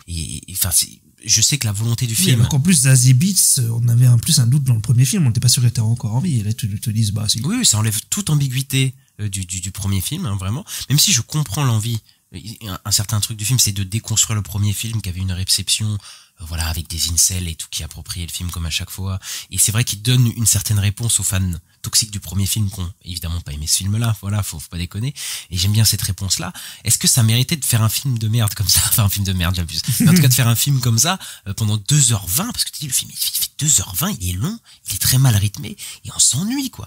Donc, oui, merci de la réponse, Todd Phillips, que tu donnes à ces fans-là, mais est-ce que ça me justifie pas tout ça? Parce que le film de procès est nul, et le film musical est nul aussi, parce que les scènes du musical, ils rattrapent pas du tout le truc. C'est-à-dire que c'est extrêmement pauvre, je trouve, en termes de comédie musicale, dans les chorégraphies et dans la mise en scène. C'est-à-dire que, oui, il fait des très beaux, il essaie de faire des très beaux cadres, c'est-à-dire que très bonne, la lumière est très belle, c'est-à-dire la photographie est très belle, il essaie de faire des beaux trucs, mais c'est pauvre dans la mise en scène des chorégraphies, des trucs de comédie musicale. Ça se voit que Todd Phillips, il maîtrise pas ça du tout. Et d'ailleurs, on se demande, mais pourquoi c'est là? Pourquoi c'est là? C'est-à-dire que ça n'a aucun, comment c'est intégré dans le récit, ça n'a aucun sens, c'est hyper mal intégré. C'est-à-dire que les scènes, c'est juste des enseignements de trucs stylistiques, de délire stylistique pour Todd Phillips, mais surtout, ça ne raconte rien de plus. En fait, ça fait que répéter ce qu'on te dit du procès, alors que déjà que le procès, il te raconte, tiens, le premier film. Donc déjà, on se retrouve avec des séquences musicales qui te racontent ce que le film te dit du premier film. Donc déjà, t'en peux plus, quoi, à certains moments, quoi. Ouais, mais est-ce qu'il a pas fait ça justement dans le sens, je réponds aux incels et je vais mettre le genre qui déteste le plus au monde, la comédie musicale, tu vois. Mais oui, mais tu peux bien le faire. C'est-à-dire que c'est pas la peine de me raconter ce que tu me dis explicitement, ce que les personnages me disent explicitement. Juste assume le côté comédie musicale et mets-le moi bien en scène aussi, ça pourrait être pas mal. Et surtout que je pense pas que c'est ça, puisque il a révélé que c'est Joaquin Phoenix qui a eu cette idée en se réveillant. Il a dit, putain, je pourrais faire un musical. Bah ouais, bah voilà. Et ils ont fait un musical. Et bah écoute, c'est assez mauvais, quoi. Alors effectivement, le Arthur Fleck, je vois qu'il fait, je le trouve pas mauvais. Mais voilà, mais encore une fois, dans ce film, comme le premier Joker, c'était un des problèmes du film du premier Joker, il y a que lui qui existe vraiment dans le film. Ouais. Il le joue très bien. Mais Lady Gaga dans le film, qui est censée partager l'affiche, c'est très décevant. Elle est quasiment inexistante dans le film, en fait. Et c'est vraiment... Ouais, ils ont même supprimé des scènes. On a vu des trucs dans le trailer qui sont pas du tout dans le film. Mais ça m'étonne pas. Il y a que Arthur Fleck, ça veut dire que c'est vraiment juste la love interest. C'est vraiment ça, son film. Ça me fait rire parce que dans les scènes de procès, elle est juste dans le background à sourire, à faire des petits sourires à Joaquin Phoenix, et c'est tout, quoi. Elle sert à rien, tu vois. Tu fais, mais c'est compliqué, quoi, son personnage. Donc, ouais, non, moi, Joker 2, pour moi, c'est ni fait ni à faire, quoi. C'est très compliqué. Ouais, il y a quand même une séquence que j'ai envie de sauver, c'est l'intro du film, qui est en animation, et que je trouve vraiment chouette. Pas mal, ouais. Qui a été fait par des Français en plus, je crois. Donc voilà. Mais c'est bien parce qu'elle résume tout le film, et après en fait tout le film c'est juste cette séquence d'animation en étiré. Donc c'est bien. C'est un peu ça, quoi. Mais voilà, est-ce qu'on n'entrerait pas dans le podium, Ista? Allez, on va au top 3. C'est parti pour le top 3. Les dieux ont parlé.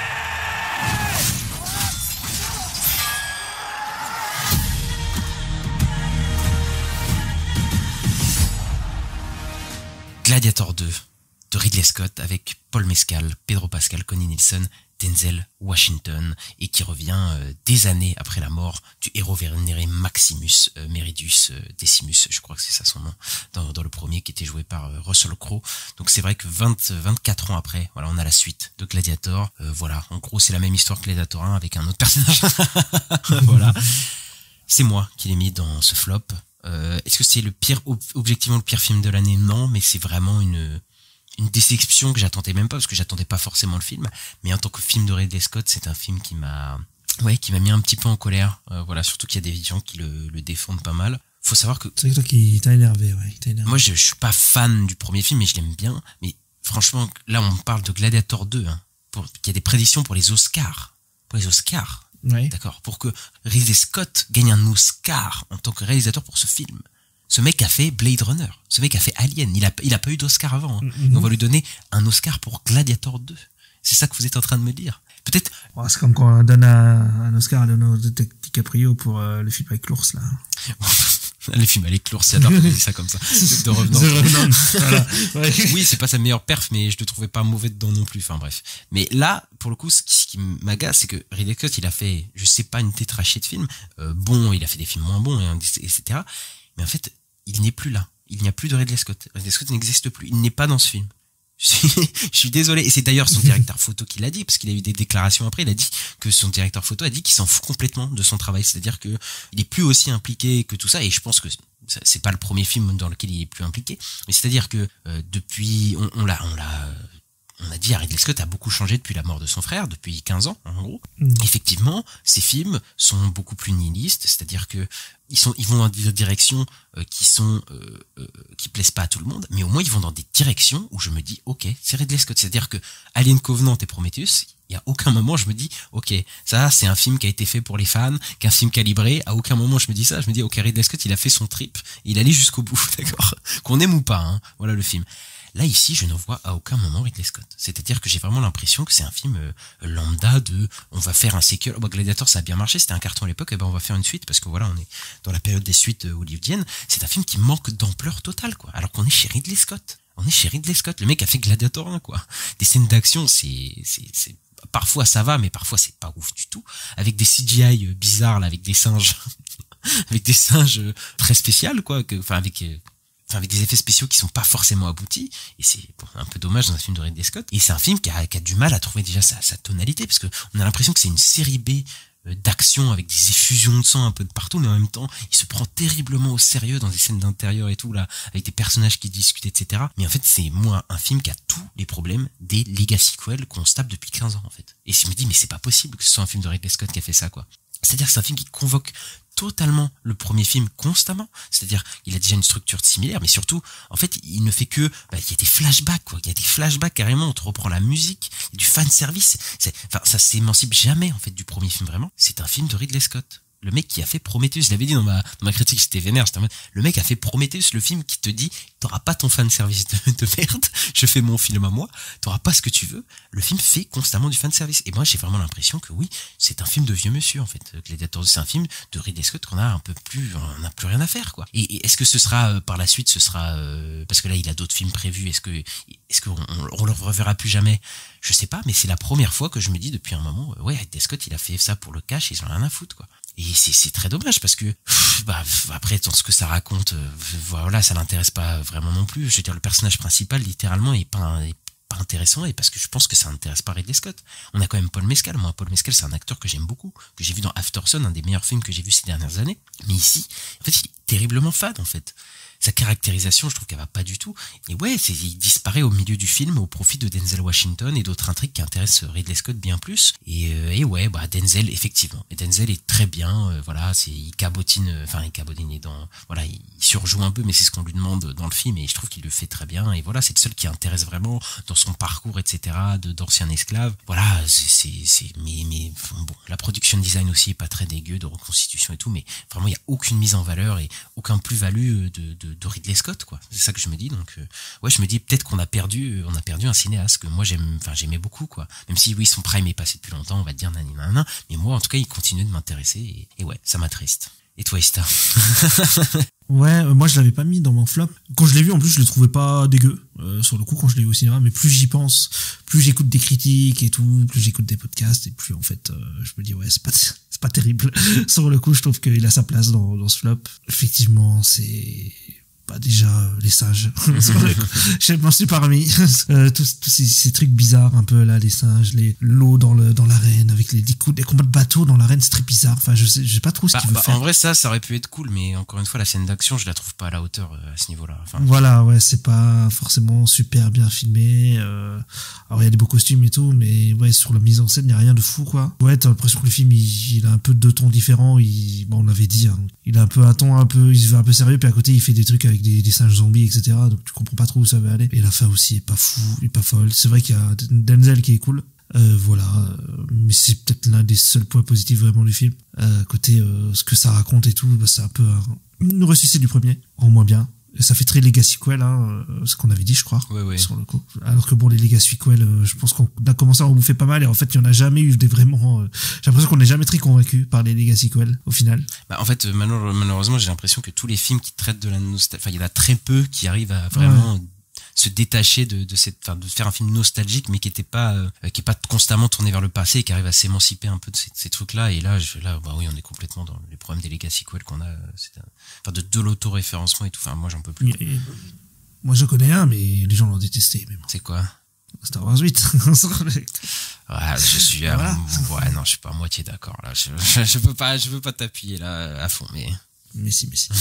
Mais ouais, bon, après c'était rigolo, ouais, le chef-op là qui dit ouais, Gladiator 2, Ridley Scott on a plus rien à foutre. Je pense que c'est vrai. Je pense que c'est complètement vrai. Déjà il fait ses films très vite et il y en a beaucoup de toute façon qui sont pas fous. Mais bon, c'est vrai que ça fait un peu, peut-être un peu film qui essaye de toucher un grand public. De pas trop vouloir bousculer les gens et tout, donc il essaye de faire un truc peut-être plus oui, consensuel, plus mainstream quoi. Ça, ouais. Ça fait que derrière on sent plus, comme tu dis, on sent plus Ridley Scott quoi. Et puis enfin j'ai pas parlé des autres personnages, mais le personnage de Connie Nielsen ou des trucs comme ça, c'est compliqué je trouve. Ouais, même les empereurs c'est pas ouf au final. Ah ouais, putain, j'ai pas parlé d'eux, mais c'est vrai que eux ils sont dans le cabotinage, surtout là, comment il s'appelle l'autre là, le Fred bon enfin je sais plus, mais je sais pas du tout, il y en a un des deux, mais oui, pas Joseph Quinn, l'autre quoi. C'est ça qui est un peu voilà, qui cabotin et comme pas possible, et ouais bon voilà, c'est assez compliqué. Moi je trouve Gladiator 2, et ouais, est-ce qu'on passerait pas à la suite? Numéro 2.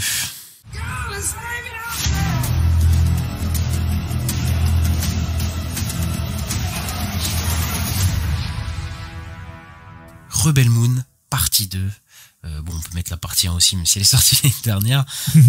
Voilà la suite de Rebel Moon, partie 1, où on retrouve Korra qui va faire équipe avec tout un tas de rejetés de la société, des mondes, pour détruire un empire galactique. Voilà, ça me rappelle quelque chose.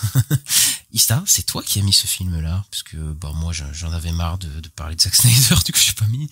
Et du coup il se retrouve quand même flop 2, quand même dans ton top, dans ton flop. Aïe, aïe, aïe. Ouais, pourquoi il se retrouve à cette enfin, je connais la réponse, mais pourquoi tu peux nous dire pourquoi tu l'as mis là? Bah parce que c'est pas bien. C'est assez horrible. Enfin, les personnages sont pas attachants du tout, c'est moche. Alors que c'est du Snyder. Généralement, moi j'aimais beaucoup Snyder à l'époque parce que je trouvais ça beau. Là, je trouve ça dégueulasse. Depuis qu'il est sur Netflix, bah, on en parlait une fois du fait qu'il y ait un genre de flou comme ça derrière, bizarre. Oui, flou cinétique. Là. Mais lui, mais en fait, il a kiffé ça depuis qu'il est passé directeur de la photographie. Enfin, qu'il se fait la direction de la photographie de ses films, il en met partout. Je sais pas, il kiffe, mais bon. Ouais, bah c'est pas terrible, moi je trouve, sur le coup. Ouais, les personnages sont pas très attachants. En plus, on les connaît pas, ils ont des histoires nulles, les backgrounds vraiment pas terribles. Ça raconte pas grand chose, c'est vraiment un film. En plus, le 2 c'est ultra bourrin, t'as 1h30 je crois que de baston, il me semble. C'est dans la deuxième partie. Oui, c'est que ça hein, dans la deuxième partie. C'est que ça, il parle et puis après il y a une grosse baston et voilà. Et en fait c'est juste nul quoi. Je sais même pas quoi dire d'autre. En fait c'est juste que c'est pas terrible et il y a pas grand chose à dire. C'est creux quoi. Tu vas devoir trouver un truc positif à dire. Hein. Ah là ça va être dur. Bah on est au flop 2 hein. Bah positif, ils ont sorti les versions longues. Non, vas-y. Ah, je sais pas si c'est positif. En plus, moi, j'ai voulu tenter la version longue, j'ai même pas réussi à la finir, la partie 1, je crois que je suis à la moitié, j'ai jamais repris. Tu l'as fini, toi, non? J'ai fini la partie 1 et j'ai pas vu la partie 2 parce que, en fait, désolé, mais ils servent à rien, en fait, ces versions longues. Pour le coup, en plus, Zack Snyder, dans le sens où il faisait des versions longues, voilà, Batman à Superman, Zack Snyder, Director's Cut, ce qu'on pense des films, c'est-à-dire que ça donnait entre guillemets sa vraie vision du film, et je trouvais qu'il y avait vraiment une plus-value à cette Director's Cut, quoi qu'on pense des films. Ici, j'ai l'impression que c'était clairement que marketing, en fait. C'est-à-dire que là, je pense que c'est le marketing Netflix. Ils se sont dit, on va surfer sur le truc de la Snyder Cut, faire voilà, on va avoir 4 films pour le prix d'un, voilà, là c'est parfait quoi. Mais le truc c'est que ça rajoute rien, parce que moi la partie 1, j'ai vu la version de la partie 1 où il y a des gens qui nous disaient ah non mais vous inquiétez pas, c'est des trucs cutés qu'on verra dans les parties version longue. Que dalle, c'est juste le film en plus long quoi. En fait, parce qu'il y a rien qui change, les relations du personnage, tout ça, enfin je vais y venir, mais ça change absolument rien. Donc je me suis dit je vais pas me taper la partie 2 quoi, je vais pas me taper 3 heures, enfin vraiment j'avais pas. Si, il y a des scènes de sexe, il y avait pas dans le premier. Bah je crois que c'est dans la partie 2, donc j'ai pas vu. Mais je m'en fous. Une scène de sexe dans la partie 1, si. Bon, je l'ai effacé de mon esprit, de toute façon, je t'avoue dans ce film. Mais en plus, comme t'as dit, Snyder, nous, on n'est pas des haters de Snyder à la base, hein. Moi, j'aime plutôt bien Zack Snyder. Enfin, j'aime plutôt bien. J'aime certains de ses films, pour le coup. J'aime bien, en fait, sa trilogie super-héroïque, enfin, sa trilogie, hein. Ma trilogie que j'aime bien de super-héros, c'est-à-dire Watchmen, Man of Steel, Batman, Superman. Je trouve que c'est vraiment des films que j'aime bien.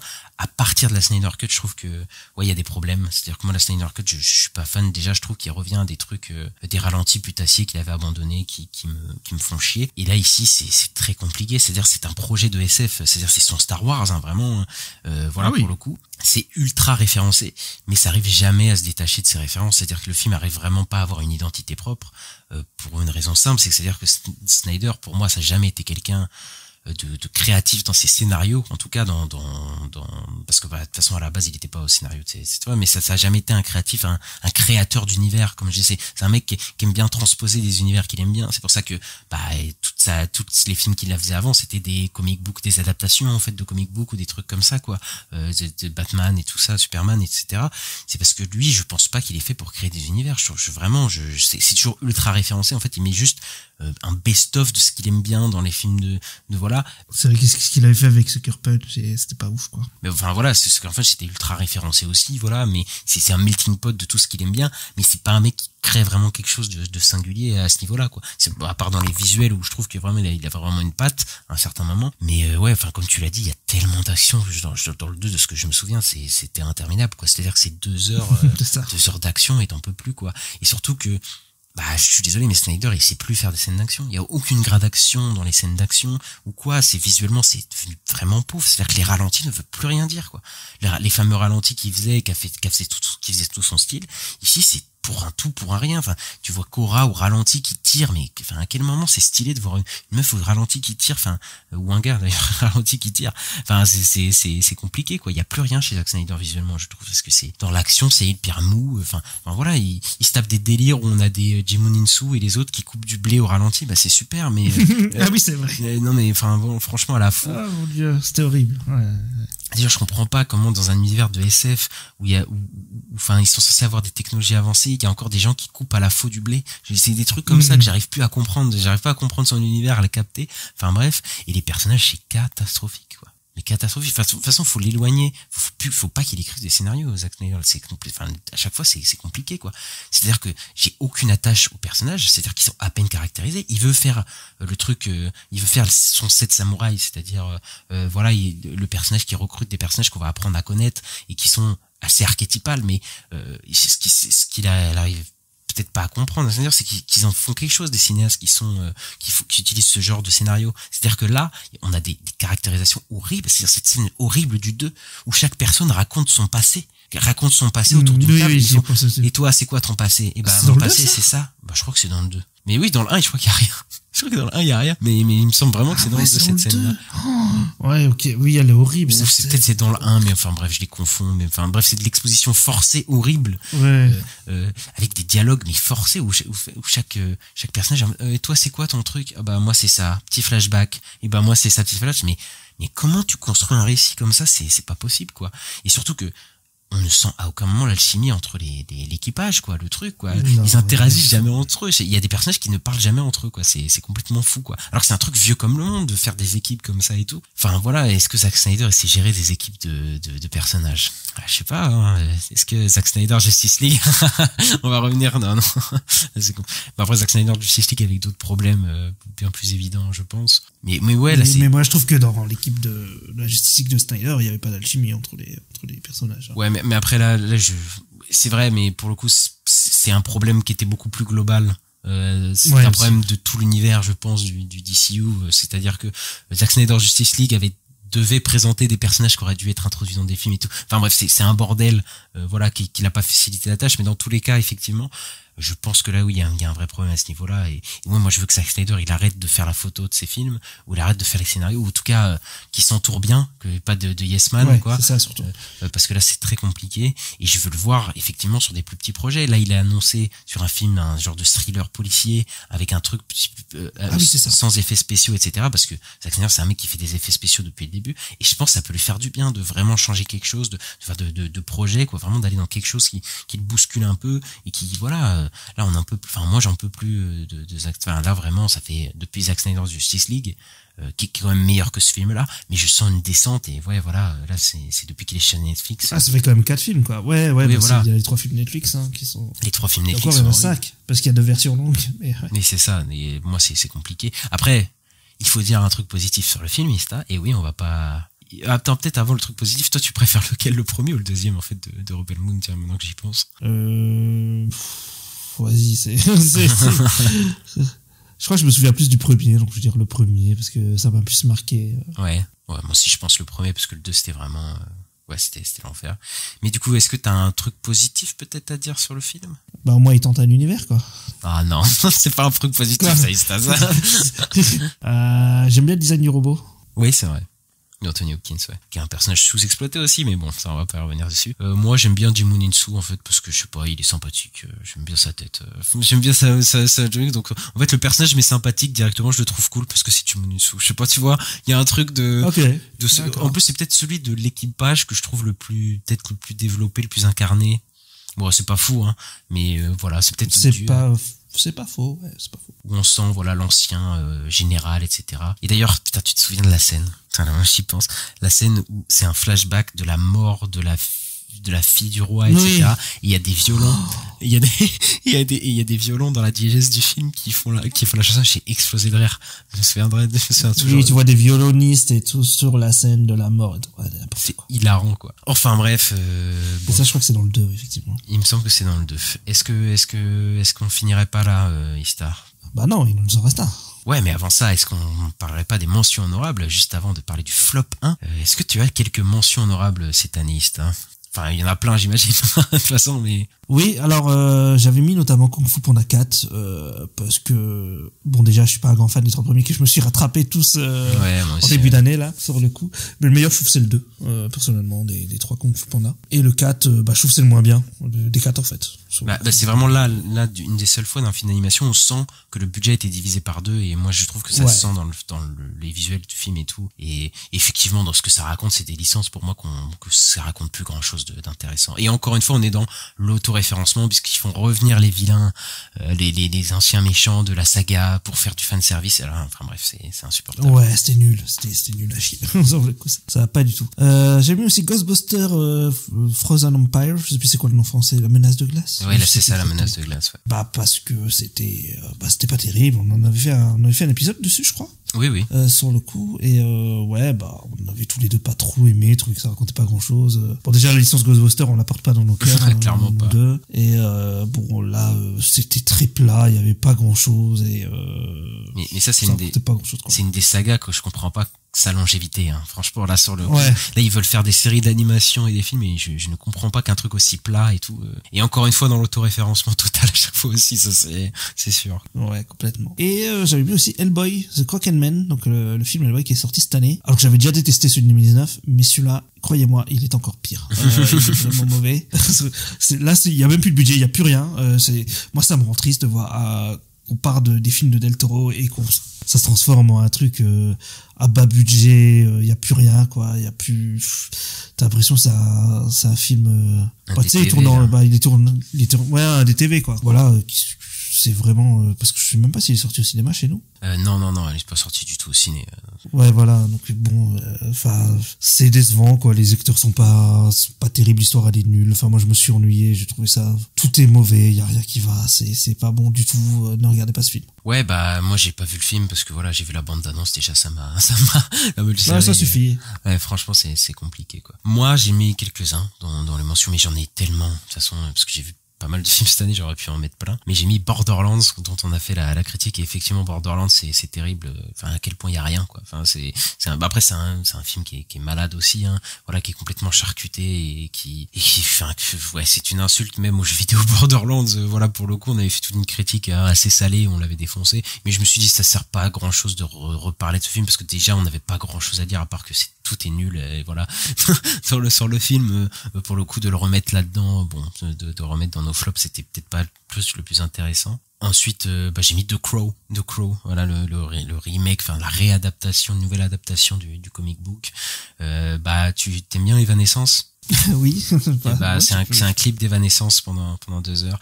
Non, enfin, je veux dire, c'est horrible. Enfin, pendant 1 heure, tu tapes un truc d'une comédie romantique. Enfin, t'as l'impression que t'es pas dans De Croo. C'est une comédie romantique, genre 50 nuances degrés, les trucs comme ça, là, tu sais, Twilight, pendant 1 heure, quoi. D'accord. Et je te jure, c'est horrible entre des teenagers et tout. Enfin, c'est cringe, comme on dit. Et ouais, enfin, le film est ni fait ni à faire. Et enfin, j'ai mis Sous la scène, parce que voilà, Cocorico, fallait mettre un film français quelque part, dans les mentions honorables, qui est le truc Netflix, mais horrible, quoi. Enfin, avec des effets spéciaux. Quoi? J'allais dire, mais qui a cartonné, parce qu'ils ont fait un... Ah oui, ça a cartonné, parce que c'est sûr, ça peut cartonner aux États-Unis aussi, ça, ces trucs-là, ça se trouve là. des trucs horribles, avec Bérénice Bejo qui s'est perdue là-dedans, et franchement, politiquement aussi, c'est très limite, quoi, pour le coup. Et enfin, c'est d'un grossier qui est terrible. Au bout d'un moment, t'as des manifestants écologiques et écologistes jeunes, genre adolescents, préadolescents, jeunes adultes, quoi, et qui sont là, ils sont en mode, faut protéger le crocodile de la Seine, et tout, et se fait bouffer. Enfin, tu te dis, mais qu'est-ce que je regarde? Et le film est sur tu sais pas si c'est un truc de série Z complètement con, mais en même temps, le film se prend tellement au sérieux. Enfin, y a rien qui va, quoi. Mais bon, voilà, est-ce qu'on passerait pas au numéro 1, Ista? Ça y est, on y est. Le flop 1 de cette année. Est-ce qu'il y a une surprise? Je sais pas, mais voilà. On y est. Vous êtes prête? Maintenant!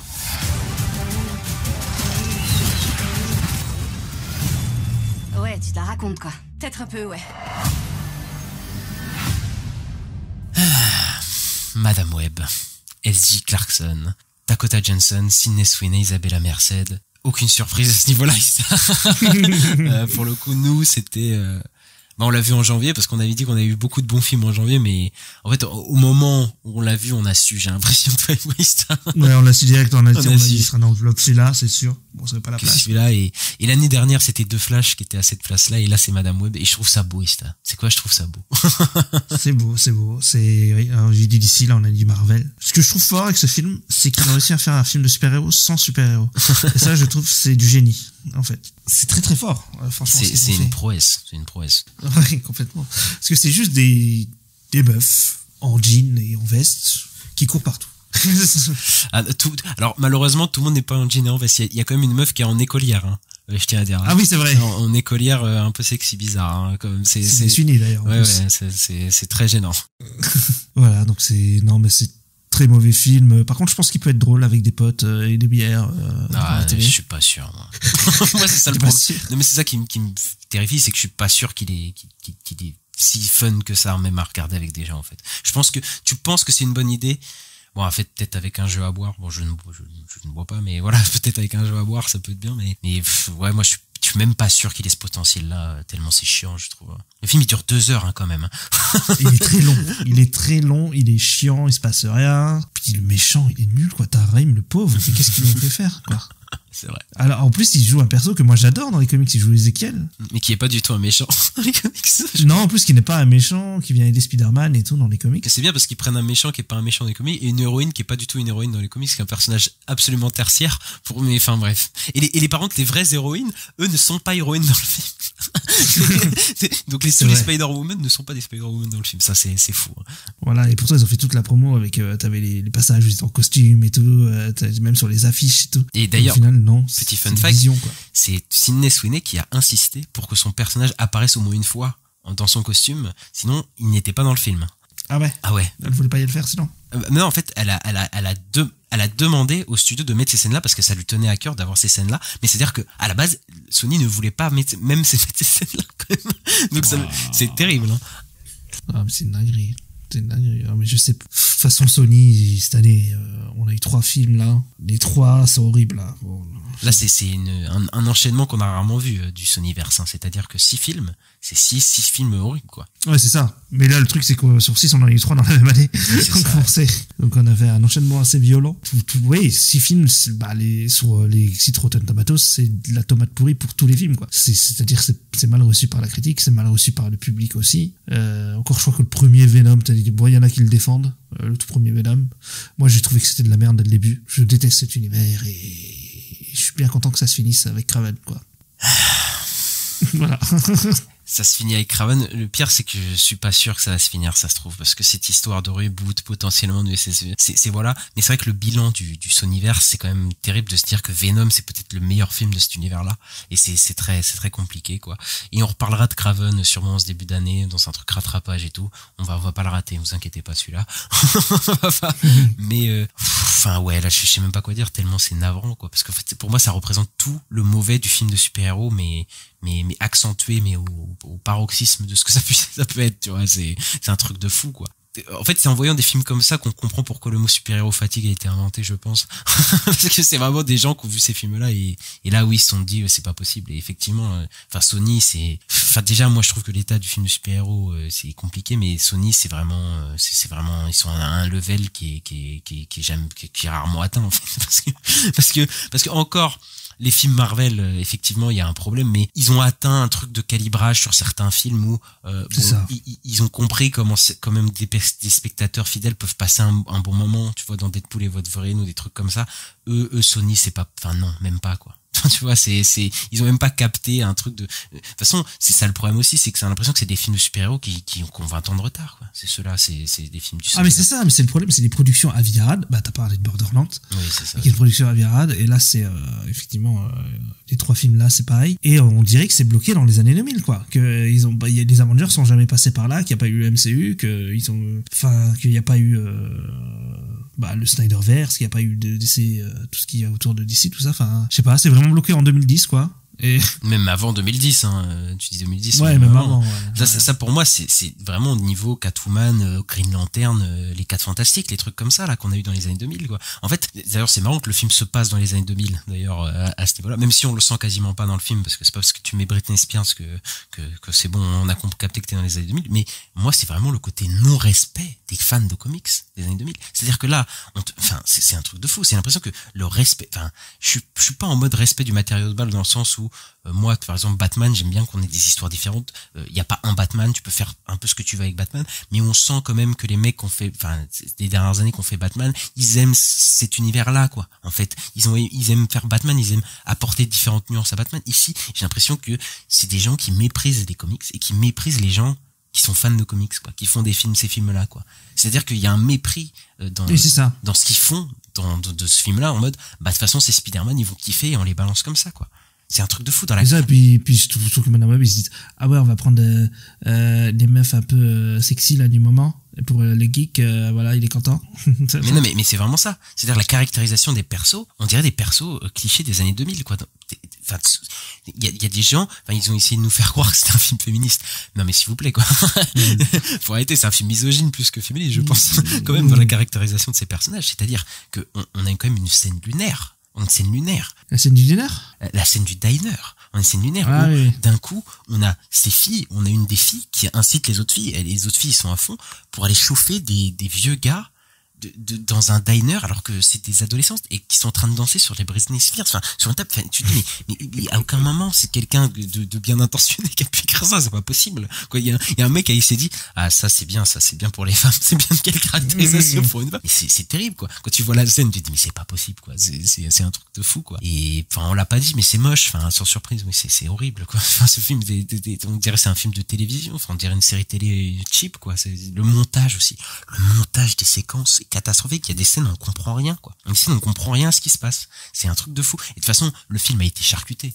Il était charcuté totalement, ce film-là. Je sais même pas ce qu'il devait raconter. C'est marrant, j'ai l'impression que c'est une constante chez Sony. Ah bah oui, non mais de toute façon, tous les films sont charcutés et ils doivent pas raconter, peut-être les Venom, ok, mais ils doivent pas raconter ça à la base. Moi, je pense qu'il y a des réécritures. Il y a des personnages genre Mary Parker, qui a un bébé et tout ça, qui est absolument pas à utiliser. Alors qu'on te prend quand même une actrice, comment elle s'appelle, et on prend Emma Roberts quand même, qui est une actrice un peu identifiée. Voilà, on te prend Ben Parker, mais on t'en fait rien de tout ça. Pas que j'ai envie de voir ça, mais bon voilà, si tu l'introduis dans le film, faisant quelque chose. Le bébé qui va jamais être nommé alors qu'on sait qui c'est. D'ailleurs, c'est très intéressant qu'on parle de ce film-là quelques jours après certaines déclarations, certaines révélations de Sony, c'est-à-dire on sait que Sony aurait pu utiliser des Spider-Man dans son univers, c'est-à-dire qu'ils n'étaient pas bloqués avec le deal avec Marvel. Donc là, je ne comprends pas dans ce film pourquoi il ne prononce pas le nom de Peter Parker. pourquoi ils ne prononcent pas le nom de Peter Parker dans toute cette saga, pourquoi ils utilisent pas le fait qu'il y a des Spider-Woman, des Spider-Man, ça n'a aucun sens. Ils peuvent tout faire en fait, ils peuvent tout faire, ce qu'on a appris c'est qu'ils peuvent faire ce qu'ils veulent. Mais non. Mais non, mais c'est ça, c'est un film de super-héros sans super-héros. Les héroïnes sont pas en costume, ils sont pas des super-héros, et bah effectivement le film veut avoir des scènes d'action un peu tout, mais de toute façon c'est pas des super-héroïnes. Madame Web, son arme c'est l'ambulance. Donc effectivement c'est très bizarre d'avoir des courses-poursuites d'ambulance mal cutées en scène d'action, c'est complètement fou quoi. Et de toute façon, le film est complètement caduque et complètement nul, puisque de toute façon, le pouvoir de Madame Web, ça permet d'annuler le film, d'annuler tout enjeu possible du film, puisque elle a des flashs d'action de 5 minutes. Donc en fait, elle sait déjà ce qui va se passer, et elle fait, bon, à chaque fois, elle fait, oh, putain, il va se passer ça, les filles. Elle prend les filles par la main, elle fait, on s'en va, et elle s'en va, et voilà. Et bah, super. Mais en fait, c'est nul, quoi. Et le méchant, tu l'as dit, mais t'as Raïm, c'est compliqué, quoi. Mais méchant qui est tué par un placement de produit, hein. Ça aussi on le dit pas, hein. Oui, non mais ça c'est une dinguerie aussi, le panneau publicitaire, l'ambulance, tous ces trucs là, c'est pour ça que je dis que ça peut être un peu drôle en fait, parce que c'est un peu débile, c'est vraiment débile à ce moment là quoi. Mais ouais, je sais pas, mais en tout cas moi c'est un film qui me rend triste quand même, et je le reverrai, j'espère jamais. Et de toute façon il y a j'ai dit tué par un placement de produit, mais il y a des placements de produits tout le film, elle ouvre un Pepsi au bout d'un moment, bref, c'est vraiment voilà, c'est ni fait ni à faire, et je pense que ça représente tout ce qui peut être mauvais du film de super-héros, et par extension même du film de divertissement américain, en fait ce film là quoi. Ouais, en vrai moi ce qui m'énerve avec ce genre de film, c'est que ça fait du mal aux films de super-héros, et après ça se répercute sur les films d'après quoi. C'est ça le problème, et sur les films du MCU, tu vois, pas forcément que sur les films Sony quoi. Mais après il faut dire, c'est aussi que je pense que voilà, on a atteint un truc dans le super-héros où il y a un besoin de renouvellement déjà qui est fort, ouais, mais je pense que voilà, là ces dernières années on a eu un nombre de films de super-héros de toute écurie, hein, que ce soit Marvel, DC et Sonyverse, etc. C'est assez, le bilan, si on fait le nombre de bons comme de mauvais, il est assez compliqué, tu vois. Là franchement c'est compliqué quoi, entre les productions du Sonyverse, certaines productions du DCverse, l'année dernière on a eu 4 films quand même, c'était assez gratiné, et certaines productions Marvel, là on a eu Ant-Man 3 et tout, c'est si tu fais le bilan des dernières années, je pense que c'est compliqué quoi, le film de super-héros. J'espère que l'année prochaine Marvel, on verra les signes, parce qu'ils ont pris une nouvelle direction, on va dire. Ils ont apparemment écouté les critiques, ils ont pris peut-être potentiellement une nouvelle direction, peut-être pas avec Captain America ou Thunderbolt, mais au moins avec les 4 Fantastiques. Peut-être que on verra quelque chose de nouveau. On a le DCU qui va commencer avec Superman de James Gunn. Est-ce que ça partirait vers autre chose? Le Sonyverse apparemment est mort et fini. On espère. On va peut-être rentrer dans une nouvelle ère quoi. Ça va être franchement, de toute façon j'espère, parce que pour moi c'est soit ça passe ou ça casse, parce que là si on se retape des trucs que ça convient pas aux gens, ça va être compliqué les prochaines années quoi. Je pense aussi. Mais Ista, on va pas y échapper. Il faut trouver quelque chose de bien à Madame Web. Ah oui, c'est vrai, merde. Ouais, tu voulais partir comme ça et non. L'acteur de Ben Parker de Severance, là, je sais plus comment il s'appelle. Voilà, je l'aime bien lui. Adam Scott. Voilà, Adam Scott. Ouais, j'aime bien. Lui, c'est un gros fan de Star Wars aussi. Enfin bref, voilà, petite anecdote. Okay. Moi, je vais dire, il y a une scène qui m'a fait rire. Laquelle? Il y a une vraiment scène, et je l'avais dit, je crois, dans mon podcast l'année dernière. C'est pas dans l'appart, non, c'est pas ça? Il y a une scène dans l'appart où je sais que tu vas te dire que non, mais moi sur le moment j'ai un peu rigolé. Donc voilà, de toute façon je trouverai pas de bon point à ce film. C'est qu'au bout d'un moment il y a une scène où elle comprend qu'elle a des pouvoirs, et elle a une scène typiquement Spider-Man où elle essaye de grimper au mur comme Spider-Man. Oui, je me souviens. Et elle arrive pas, elle se casse la gueule, et ça m'a fait rire de voir Dakota Johnson là-dedans. Dakota Johnson qui est complètement morte dans le film d'ailleurs aussi, qui est pas là. Mais par contre, très très bonne promo, très très drôle, très très forte en promo Dakota Johnson, faut le dire. Elle nous a bien fait rire pour la tournée marketing, parce qu'elle avait l'air complètement perdue de tout ce qui se passait quoi, donc c'était assez drôle quoi. Mais voilà Ista, je pense qu'on est arrivé au bout. Ouais, je pense aussi. Bon, ça a été très salé. Voilà, il y a des films où on a un peu rigolé, il y a des films où voilà, on s'est bien lâché. C'est un peu notre bilan de l'année, après les tops, voilà les flops, et voilà, on fera un autre épisode avec nos attentes de l'année prochaine, donc 2025, où on reviendra sur pas mal de films de l'année prochaine. On parlera de ce qu'on attend, ce qu'on n'attend pas, ce qu'on s'en fout, etc. Et voilà, Ista, peut-être que t'as quelque chose à rajouter vis-à-vis de ce flop, ou tu veux peut-être faire un récap du flop qu'on a mis, peut-être? Ouais, on va réciter du 10 au premier sur le coup. Alors, le numéro 10, Transformers, le commencement. 9e, Le Robot Sauvage. 8e, Emilia Pérez. 7e, Poor Things.